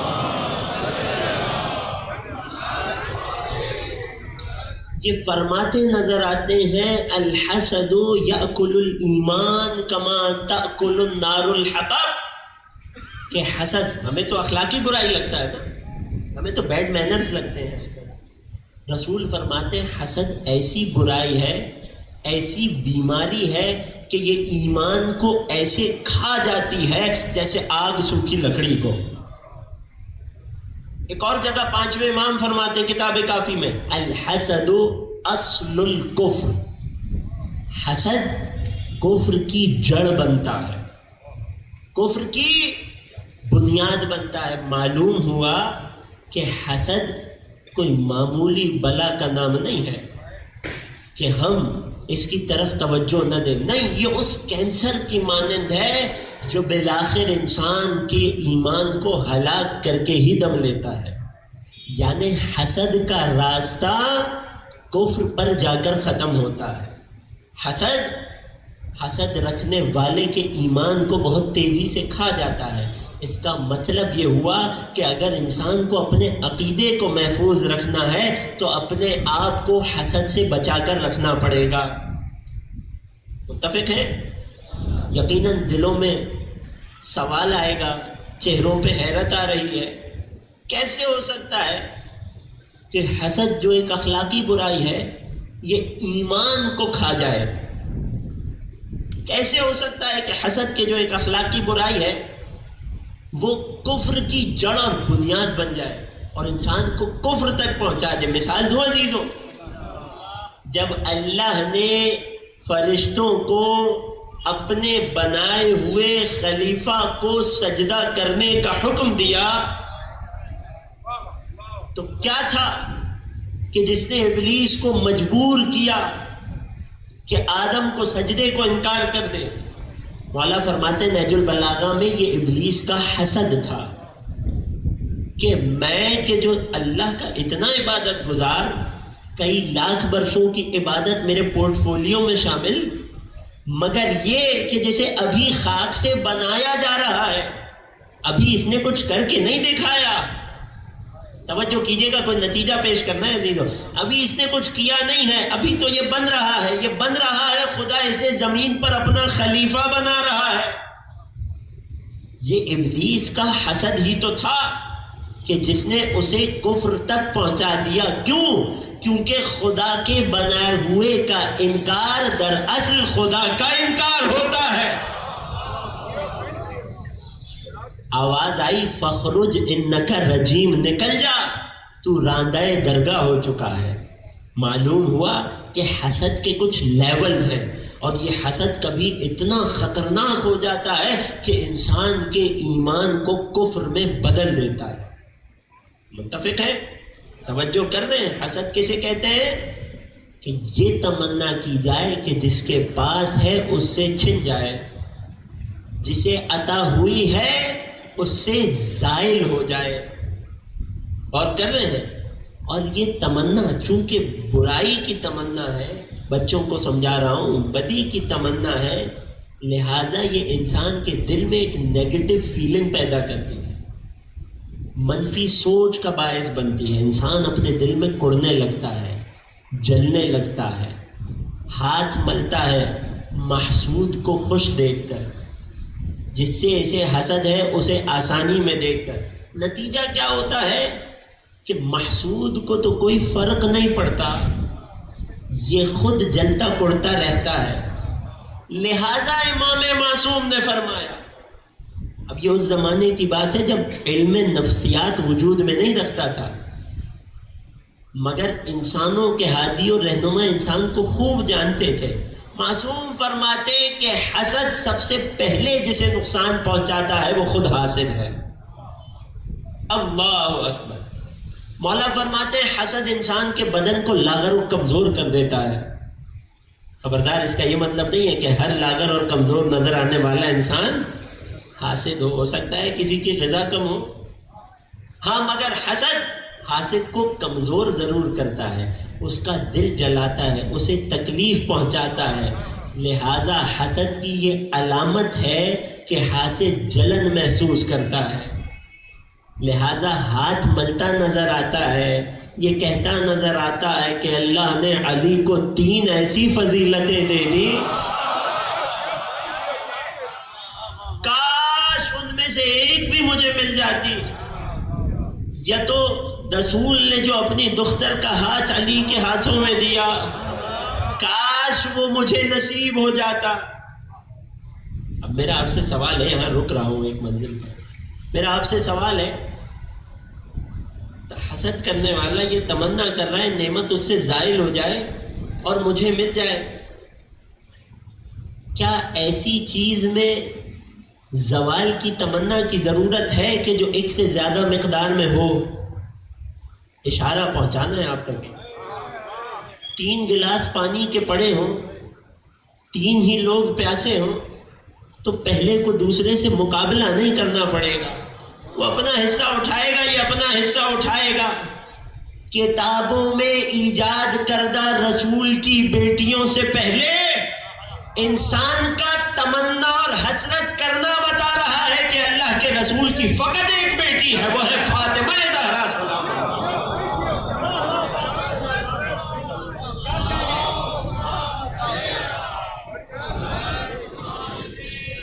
ورنہ تمنا کرنے کا کوئی معنی نہیں. کاش کہ مجھے یہ فضیلت مل جاتی. دوسری فضیلت کون سی؟ خوب غور کیجیے گا. کہنے لگے شب جنگ خیبر ہم سب بیٹھے تھے، سب کوششیں کر کے آ گئے تھے. رسول نے رات میں شب میں سب کو جمع کیا، فرمایا لأعطین الرایۃ غدا رجلا، کل میں علم اسے دوں گا کہ جو مرد ہوگا کیسا مرد ہوگا، کرارن غیر فرارن، میدان میں ڈٹنے والا ہوگا، فرار ہونے والا نہیں ہوگا. یحب اللہ ورسولہ، اللہ اور اس کے رسول سے محبت کرتا ہوگا. ویحبہ اللہ ورسولہ، اللہ اور اس کا رسول بھی اس سے محبت کرتے ہوں گے. یہاں تک کسی کے دل میں تمنا نہیں جاگی تھی. کیوں؟ کیونکہ خطرہ بہت بڑا تھا.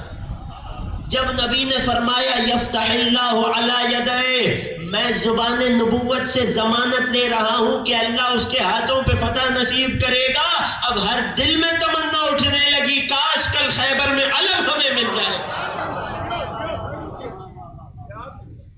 تیسرا موقع کہ جب میں نے اپنے ہاتھوں کو ملا، کسی نے بیان دیا ہے تاریخ میں، تیسرا موقع جب میں نے اپنے ہاتھوں کو ملا کہ جب نبی جنگ تبوک کے لیے تشریف لے جا رہے تھے. پچھلے سال کی گفتگو یاد ہے؟ مولا آپ لوگوں کے اس حافظے کو سلامت رکھے، کم از کم آپ کے ہاں سے مجھے ڈھارس بڑی مل جاتی ہے. جب رسول غزوہ تبوک کے لیے جا رہے تھے تو علی کو مدینے میں چھوڑ گئے. لوگوں نے آ کر شکایتیں کی، علی سے کہنے لگے یا علی آج رسول آپ کو چھوڑ گئے، کیا نبی آپ سے اکتا چکے ہیں، کیا اب آپ کی جنگ میں ضرورت نہیں ہے، والعیاذ باللہ کیا ڈر کے بیٹھ گئے ہیں، لشکر بہت بڑا ہے. علی یہ شکایتیں لے کر مدینے کے قریب ہی رسول کے پاس پہنچے، تمام لشکر والوں کو جمع کیا.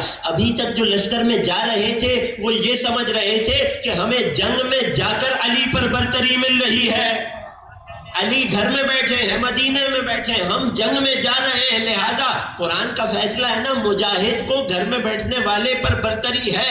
ہمیں علی پر فضیلت مل رہی ہے کہ ہم رسول کے ساتھ ساتھ جا رہے ہیں، ہم رسول کے ہم رکاب ہیں. علی مدینے میں گھر میں بیٹھے ہیں، مگر جب علی نے آ کر سوال کیا یا رسول اللہ مجھے کیوں چھوڑے جا رہے ہیں، تو تمام لشکر کو مخاطب کر کے کہنے لگے اما ترضا، اے علی کیا اس بات پر خوش نہیں ہے، انت منی بمنزلت ہارون من موسیٰ، کہ آپ کا تعلق مجھ سے وہی ہو جائے جو موسیٰ کا ہارون سے تھا.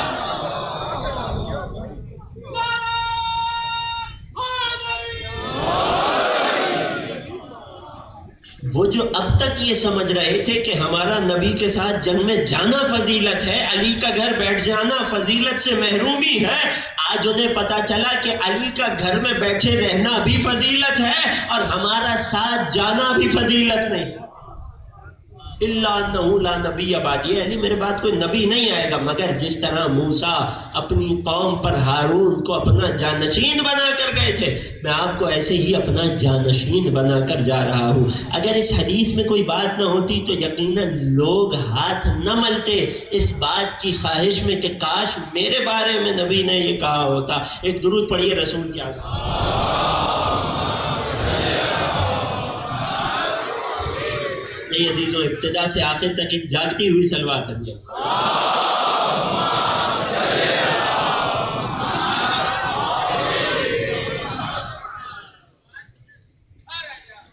لہذا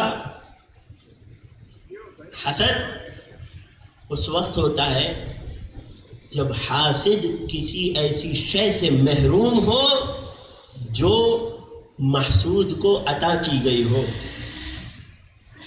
اب یہ اگر تمنا کرے کہ مجھے بھی مل جائے،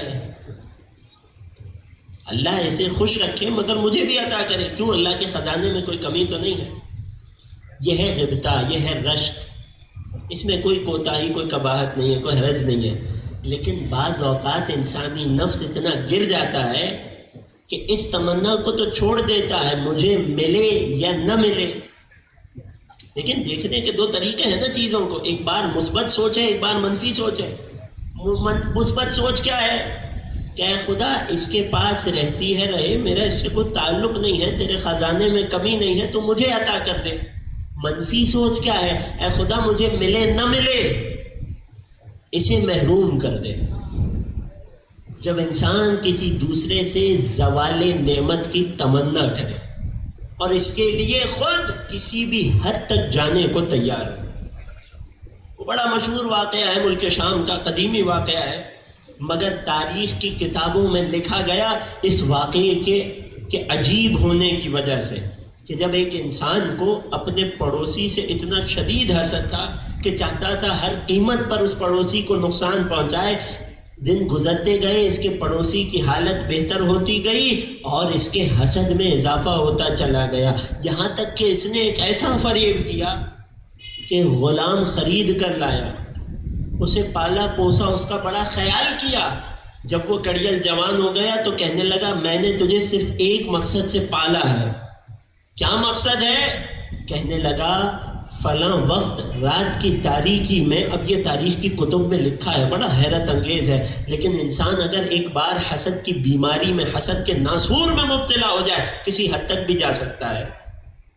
کہنے لگا فلاں ساعت میں، رات کی فلاں وقت میں، جب دنیا خاموش ہو، جب رات کی تاریکی ہو، تو مجھے قتل کر کے میری لاش کو میرے پڑوسی کی چھت پہ ڈال دے گا اور صبح اٹھ کے شور مچانا کہ قتل کا الزام اس پر آ جائے۔ یہ کام ہوا، وہ محسود تو بری ہو گیا مگر یہ حسد میں اپنی جان گنوا بیٹھا۔ ذرا سوچئے انسانی مزاج میں اگر حسد کا زہر مل جائے تو کس حد تک بات جا سکتی ہے۔ خدا ہم سب کو محفوظ رکھے۔ لہٰذا جو کسی دوسرے سے نعمت کے زوال کا خواہاں ہو، کسی بھی قیمت پر، مجھے ملے نہ ملے، اس سے زائل ہو جائے، یہ ہے حاسد۔ محسود کون؟ کہ جس سے حسد کیا جائے۔ اگر آپ طول تاریخ دیکھیں تو ابتدائی خلقت سے، پہلی مثال میں نے آپ کو دے دی نا، ابتدائی خلقت سے آج کے زمانے تک بہت بڑی بڑی مثالیں تاریخ میں ایسی ملتی ہیں کہ جب لوگوں نے اپنے جیسا تو چھوڑیے اللہ کے اولیاء سے حسد کیا، نتیجے میں اپنا ایمان گنوا بیٹھے۔ ایک مثال ابلیس نے نبی آدم سے کیا، آدم سے تو کیا، آدم کے پتلے سے کیا، نتیجہ کیا ہوا؟ امام معصوم فرماتے ابلیس راندہ درگاہ ہوا اور آدم اللہ کے مخلص اولیاء میں سے ہو گئے۔ مگر تاریخ نے اپنے آپ کو بہت جلد دہرایا۔ یہی حسد قابیل نے حابیل سے کیا۔ ماجرا کیا تھا؟ ماجرا بڑا آسان سا تھا کہ آدم نے دونوں بچوں سے کہا کہ مقابلے سے بہتر ہے کہ دونوں اللہ کی راہ میں قربانی دو، جس کی قربانی اللہ کو زیادہ اچھی لگے گی وہ اللہ کا چنیدہ ہو جائے گا، اللہ اس کو چن لے گا۔ بجائے اس کے کہ قابیل اچھی قربانی دیتا، حابیل کے انتخاب پر حسد کر بیٹھا۔ حسد کا نتیجہ کیا ہوا؟ فَسَوَّلَتْ لَهُ نَفْسَهُ فَقَتَلَ أَخِيهُ، اس کے نفس نے اسے گمراہ کیا، اپنے بھائی کا قاتل بن گیا۔ تاریخ انسانیت میں پہلا حاسد قابیل ہے، تاریخ انسانیت میں پہلا قاتل بھی قابیل ہے۔ کتنا بدترین نتیجہ ہے۔ تاریخ انسانیت کا پہلا جرم حسد کے نتیجے میں ہوا، مگر یہ حسد یہاں رکا نہیں۔ قرآن نے اسے کیسے بیان کیا؟ حسد نے اسے اتنا پست کر دیا کہ آسمان سے ایک کوا آ کر اسے بتلانے لگا کہ بھائی کے لاشے کو کیسے دفنانا ہے۔ کہنے لگا میں تو اس کوے سے بھی بدتر ہو گیا۔ یہ قرآن کی آیت ہے، سورہ مبارکہ مائدہ کی۔ یہ تاریخ انسانیت کا پہلا حسد تھا، جو حسد اللہ کے ولی سے کیا گیا، نتیجے میں اسے قتل کیا گیا۔ پھر اس کے بعد تاریخ نے دوبارہ یہ مرحلہ دیکھا، کب؟ کہ جب یعقوب کے بیٹوں نے یوسف سے حسد کیا۔ ماجرا کیا تھا؟ اب دیکھیں تاریخ اپنے آپ کو کیسے دہراتی۔ ہمیشہ منصب کا خواہش مند خدا کے بنائے ہوئے سے حسد کر رہا ہے۔ خوب غور کیجیے گا عزیزوں، ہمیشہ جسے خود کسی منصب کی خواہش ہے، وہ کہ جسے خدا نے صاحب منصب بنایا اس سے حسد کر رہا ہے۔ یوسف نے کیا کیا تھا؟ کم سنی میں تھے، بچپنے میں تھے، خواب ہی تو دیکھا تھا، مگر بھائی بھانپ گئے کہ ہمارے بابا کی وراثت یوسف کے حصے میں آ رہی ہے، لہٰذا اللہ کے نبی اور حجت خدا سے حسد کر بیٹھے۔ یہ حسد طول تاریخ میں چلتا رہا، یہاں تک کہ حضرت عبداللہ والد رسول خدا صلی اللہ علیہ وآلہ وسلم اپنے بابا عبد المطلب کے ساتھ علیہ السلام، ان کے ساتھ ملک شام سے ایک سفر سے لوٹ رہے ہیں کہ راستے میں انہیں کچھ اہل کتاب لوگوں نے دیکھا، کچھ راہبوں نے دیکھا، اور دیکھتے ہی ان کی پیشانی سے ساتھ نور سے پہچان لیا وہ جس آخری نبی کا وعدہ ہے وہ یقیناً انہی کی نسل میں ہے۔ جب انہوں نے یہ بات جان لی کہ یہ آخری نبی عرب میں آ رہے ہیں، قریش میں آ رہے ہیں، بنی ہاشم میں آ رہے ہیں، تو کیا کیا؟ رسول کے والد عبداللہ کے قتل کے درپے ہوئے۔ اللہ نے انہیں نجات دی یہاں تک کہ رسول کی ولادت ہوئی، مگر یہ سلسلہ یہاں نہیں رکا۔ جب قریش مکہ رسول کو کسی طرح نہ روک سکے، اپنے حسد کا اظہار کیا۔ ان کا دعویٰ کیا تھا؟ بشر مثلنا ان نؤمن لبشر مثلنا، کیا ہم ایسے پر ایمان لے آئے جو ہم جیسا ہے؟ اس میں کیا خاصیت ہے کہ اللہ نے اسے اپنا نبی بنایا، ہمیں نہیں بنایا؟ غور کر رہے ہیں؟ یہ حسد تھا۔ نتیجہ کیا ہوا؟ مکہ میں 13 قبیلوں نے مل کر نبی کے قتل کا ارادہ کیا۔ اللہ نے اپنی حجت کے ذریعے سے اپنے نبی کو بچا لیا۔ رسول نے علی کو اپنے بستر پہ سلایا اور خود مدینے کی طرف روانہ ہوئے۔ توجہ ہے؟ تاریخ میں یہ وہ واحد موقع ہے جب، خوب توجہ کیجیے گا، ہمیشہ جب بھی کسی نے کوئی عمل کیا اور وہ عمل خدا کو بہت پسند آیا تو آیت اتری۔ بہت سی آیتیں ہیں نا تاریخ میں، ہمیشہ جب بھی کسی نے کوئی عمل کیا خدا کو نیکی پسند آئی تو آیت اتری۔ تاریخ میں وہ واحد موقع ہے علی کو عمل نہ کرنے پر، کچھ نہ کرنے پر آیت آ رہی ہے، علی کچھ نہ کیجئے، فقط آرام سے سو جائیے۔ تاریخ کا یہ وہ واحد موقع ہے کہ جب علی نے کچھ نہ کیا، بستر آرام پر سو گئے، جبرائیل آیت لے کر آیا۔ ذرا سوچئے، جس کے کچھ نہ کرنے پہ آیت آ جائے اس کا حق نہیں ہے کہ اگر تلوار کا ایک وار کر دے تو ثقلین کی عبادت سے افضل ہو جائے۔ ایک درود پڑھیے مولا کی عظمت پر۔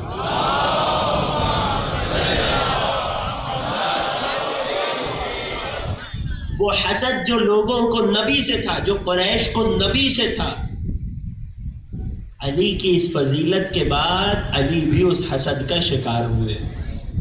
یہ حسد سبب بنا کہ اللہ کے رسول کو مکہ سے مدینے آنا پڑا۔ یہی حسد سبب بنا کہ بعد رسول علی کو مدینے میں وہ کچھ سہنا پڑا کہ جو علی نے سہا۔ یہاں تک بات آ گئی۔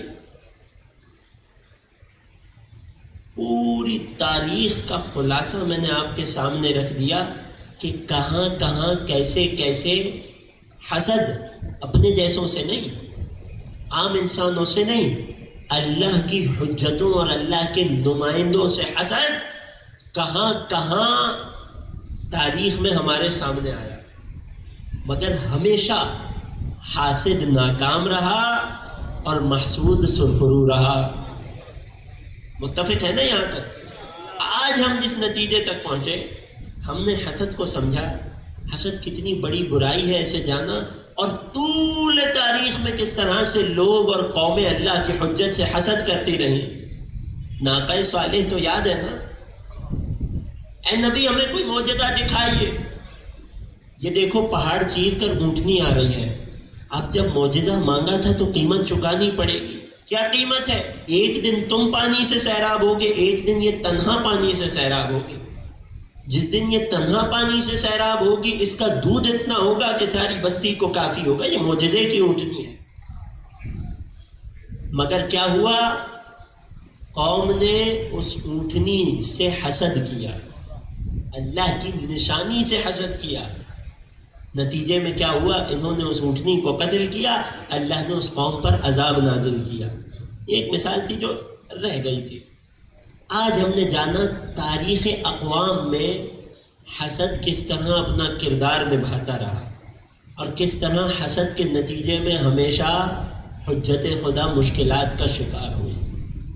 یہی رسول کے نواسوں کا حسد ہی تو تھا کہ نواسۂ رسول کو اپنا شہر مدینہ چھوڑ کر کربلا آنا پڑا. کل بات کو یہیں سے آگے بڑھا.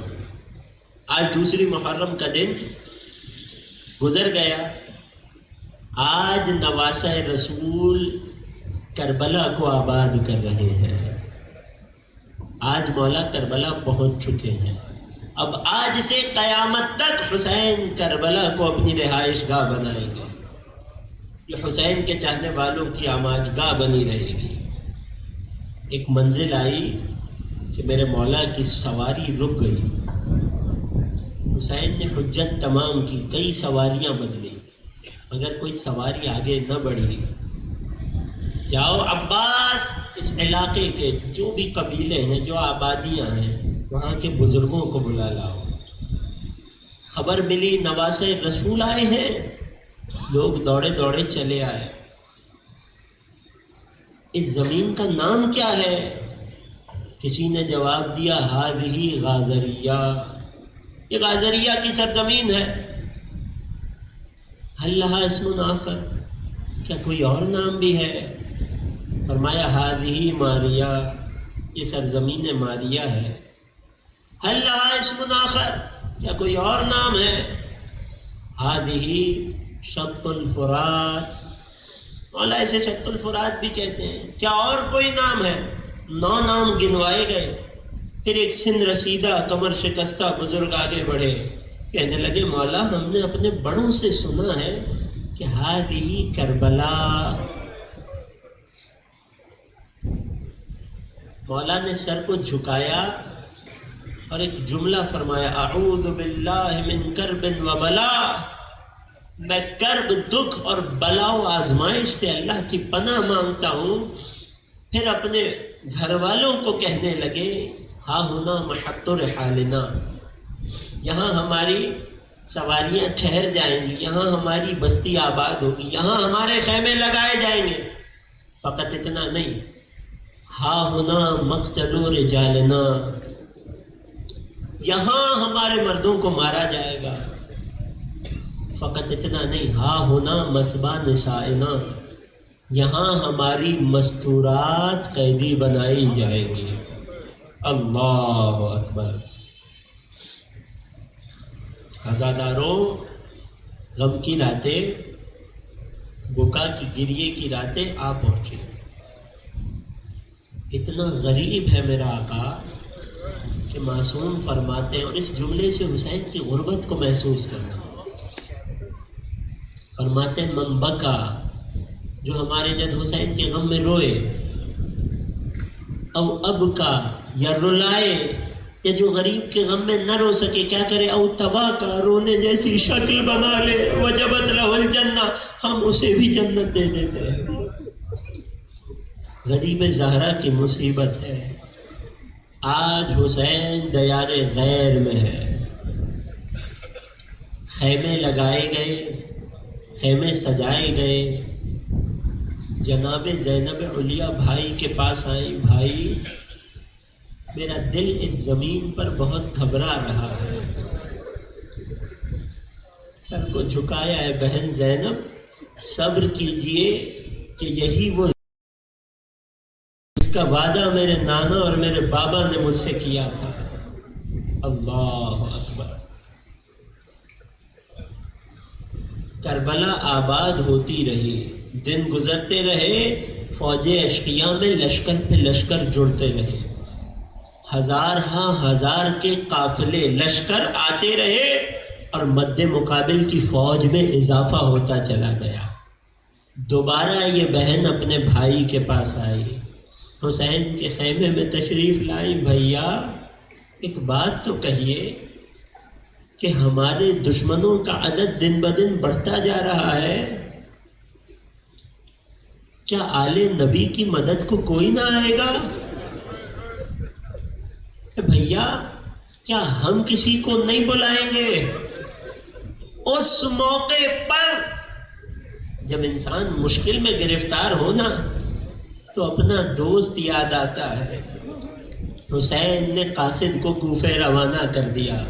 ادھر دق الباب ہوا، پوچھا گیا کون ہے؟ کہا گیا انا برید الحسین، میں حسین کا قاصد ہوں۔ حبیب نے زوجہ سے کہا ابھی میں دسترخوان پر ہوں، بعد میں دیکھیں گے۔ تڑپ کر کہنے لگی ہے حبیب نواسے رسول کا خط ہے اور تم دسترخوان پہ بیٹھے ہو۔ حبیب امتحان لینا چاہتے تھے، اٹھے ہیں گئے ہیں۔ قاصد نے خط حوالے کیا، آنکھوں سے لگایا، حسین کی یاد یقیناً حبیب کی آنکھوں میں آ گئی ہوگی۔ اس خط میں حبیب کو حسین کی غربت کا چہرہ دکھائی دیا۔ خط کیا تھا؟ فقط 2 جملے تھے، من الحسین ابن علی، حسین ابن علی کی جانب سے حبیب ابن مظاہر کی طرف، ایک دوست کی جانب سے ایک دوست کی طرف۔ اما بعد فقط تعرف قرابتنا من رسول اللہ، اللہ اکبر۔ حسین نے کیا حوالہ دیا ہے خط میں؟ اے حبیب تم تو نبی سے ہماری قرابت کو جانتے ہو۔ اے حبیب کربلا میں ہم تنہا ہیں، دشمنوں کے نرغے میں ہیں، اگر ہو سکے تو اپنے آقا کی مدد کو آ جانا۔ حبیب نے زوجہ کو خط پڑھ کے سنایا۔ کہنے لگی تو کیا ارادہ ہے؟ کہنے لگے میں بوڑھا ہو گیا ہوں، میرا میدان جنگ سے کیا لگے۔ کہنے لگی اے حبیب اگر نواسے رسول کا خط آ جانے کے بعد بھی تمہاری یہ رائے ہے، میرا زیور لے لو، اپنی تلوار مجھے دے دو۔ اے زوجہ کیا تو راضی ہے میں چلا جاؤں؟ یہاں سے لوٹنا نہیں ہے۔ اے حبیب جاؤ، فاطمہ کے لال نے تمہیں بلایا ہے۔ حسین کس غربت میں ہے کہ ہم جیسے نوکروں کو یاد کیا ہے۔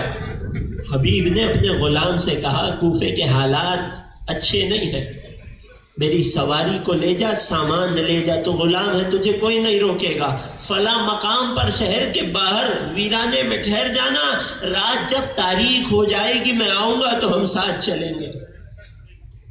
حبیب کو حالات کی وجہ سے اس ویرانے تک پہنچنے میں کچھ دیر ہو گئی۔ حسین کی غربت سنانے لگا ہوں عزیزوں۔ حبیب کو کچھ دیر ہو گئی، قریب پہنچے تو دیکھا غلام گھوڑے کی گردن میں بازو ڈال کر سرگوشی کر رہا ہے۔ شاید میرا آقا ڈر گیا ہے، شاید میرا آقا خوف زدہ ہے، تو غم نہ کرنا، اگر میرا آقا نہ آ سکا میں تجھ پر سوار ہو کر شہزادی کونین کے لال کی مدد کے لیے جاؤں گا۔ حبیب کی آنکھوں میں آنسو آ گئے، ہائے اتنا غریب ہو گیا حسین کہ غلام بھی حسین پر ترس کھا رہا ہے۔ اجرکم علی اللہ، اجرکم علی الزہرا۔ حبیب اپنے غلام کے ساتھ حسین تک پہنچے، حسین تک پہنچے، سلام کیا۔ ایک فرد آیا بنی ہاشم کا اور کہنے لگا اے حبیب خواہر حسین نے سلام کہا ہے۔ پھر تڑپ کر رو پڑے، ہائے آل نبی کی اتنی غربت کہ ہم جیسوں کو آقا زادی کا سلام۔ روز عاشور آ گیا، حبیب مچل رہے ہیں حسین پر قربان ہونے کے لیے۔ وہ جس کی عادت کمسنی سے حسین پر فدا ہونا ہو، وہ حبیب تڑپ رہے ہیں، موقع کی تلاش میں۔ بالآخر موقع ملا، بوڑھے شیر نے خوب جنگ کی، بنی اسد کے جوان، بنی اسد کے بہادر نے خوب جنگ کی، یہاں تک کہ جب زخموں سے چور ہوئے تو ایک مرتبہ آقا حسین کو آواز دی۔ جب آقا حسین کو آواز دی، آقا حسین پہنچے ہیں حبیب کے سرانے۔ آقا حسین کے کچھ اور اصحاب بھی پہنچے ہیں. ایک مرتبہ سوال کیا اے حبیب یوں تو کچھ دیر میں ہم بھی حسین پر قربان ہو جائیں گے مگر شریعت کا تقاضا ہے, دوستی کا ادب یہ ہے, کیا مجھے کوئی وصیت کرنا چاہتے ہو؟ کہنے لگے اوصی کا بہذا الرجل, میں تمہیں حسین کے لیے وصیت کرتا ہوں, خبردار غریب زہرا کو میدان کربلا میں تنہا نہ چھوڑ.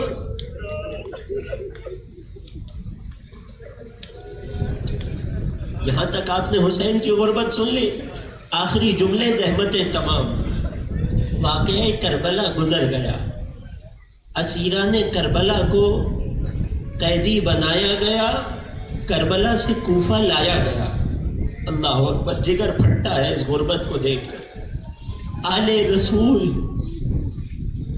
ادھر اسیروں کا قافلہ کوفے میں وارد ہوا, آگے آگے نیزوں پر بلند شہدائے کربلا کے سر ہیں, پیچھے پیچھے بے کجاوا اونٹوں پر مستورات آل محمد کی سواریاں ہیں.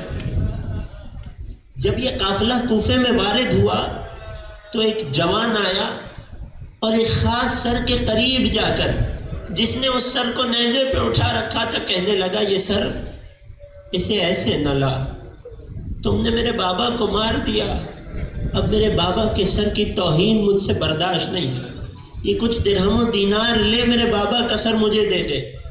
اس جس نے سر کو اٹھا رکھا تھا انکار کیا, کہا مجھے اجازت نہیں ہے. کہا ٹھیک ہے میں اس کا جوان لال ہوں, میں دیکھتا ہوں کیسے کوئی میرے بابا کے سر کی توہین. ابھی یہ اسیروں کا قافلہ کوفے سے باہر نکلا کہ یہی جوان اپنے ساتھ بہت سے جوانوں کو لے کر آیا, قافلے پہ حملہ آور ہوا. وہ جنہوں نے سر اٹھا رکھے تھے ان میں سے ایک پر حملہ آور ہوا اور سر کو نیزے سے نکالا, اپنے سینے سے لگایا اور تڑپ کر کہنے لگا ارے جس کا جوان بیٹا زندہ ہو اس کے بوڑھے باپ کا سر نیزے پہ بلند نہیں ہوتا. سید سجاد کے کانوں میں یہ آواز گئی, سر حسین کی طرف نگاہ بلند کی, میرے بابا مجھے معاف کر دینا, یہ صحیح کہہ رہا ہے مگر آپ کا سید سجاد زنجیروں میں جکڑا ہوا.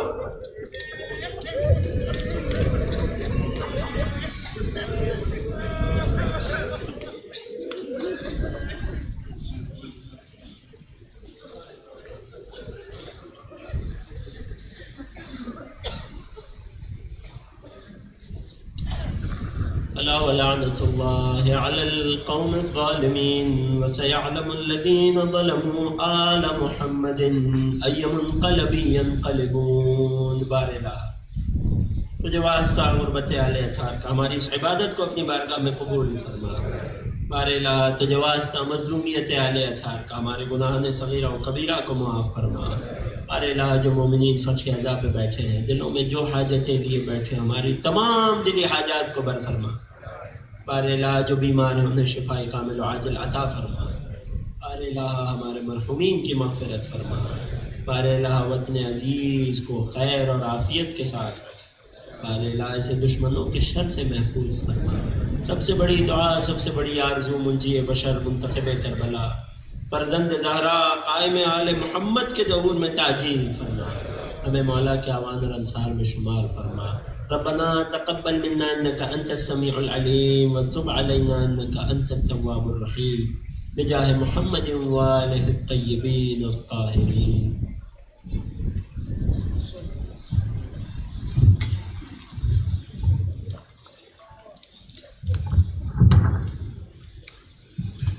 متوجہ برائے ذرا. بسم اللہ الرحمن الرحیم. السلام علیکہ یا رسول اللہ, السلام علیکہ یا نبی اللہ, السلام علیکہ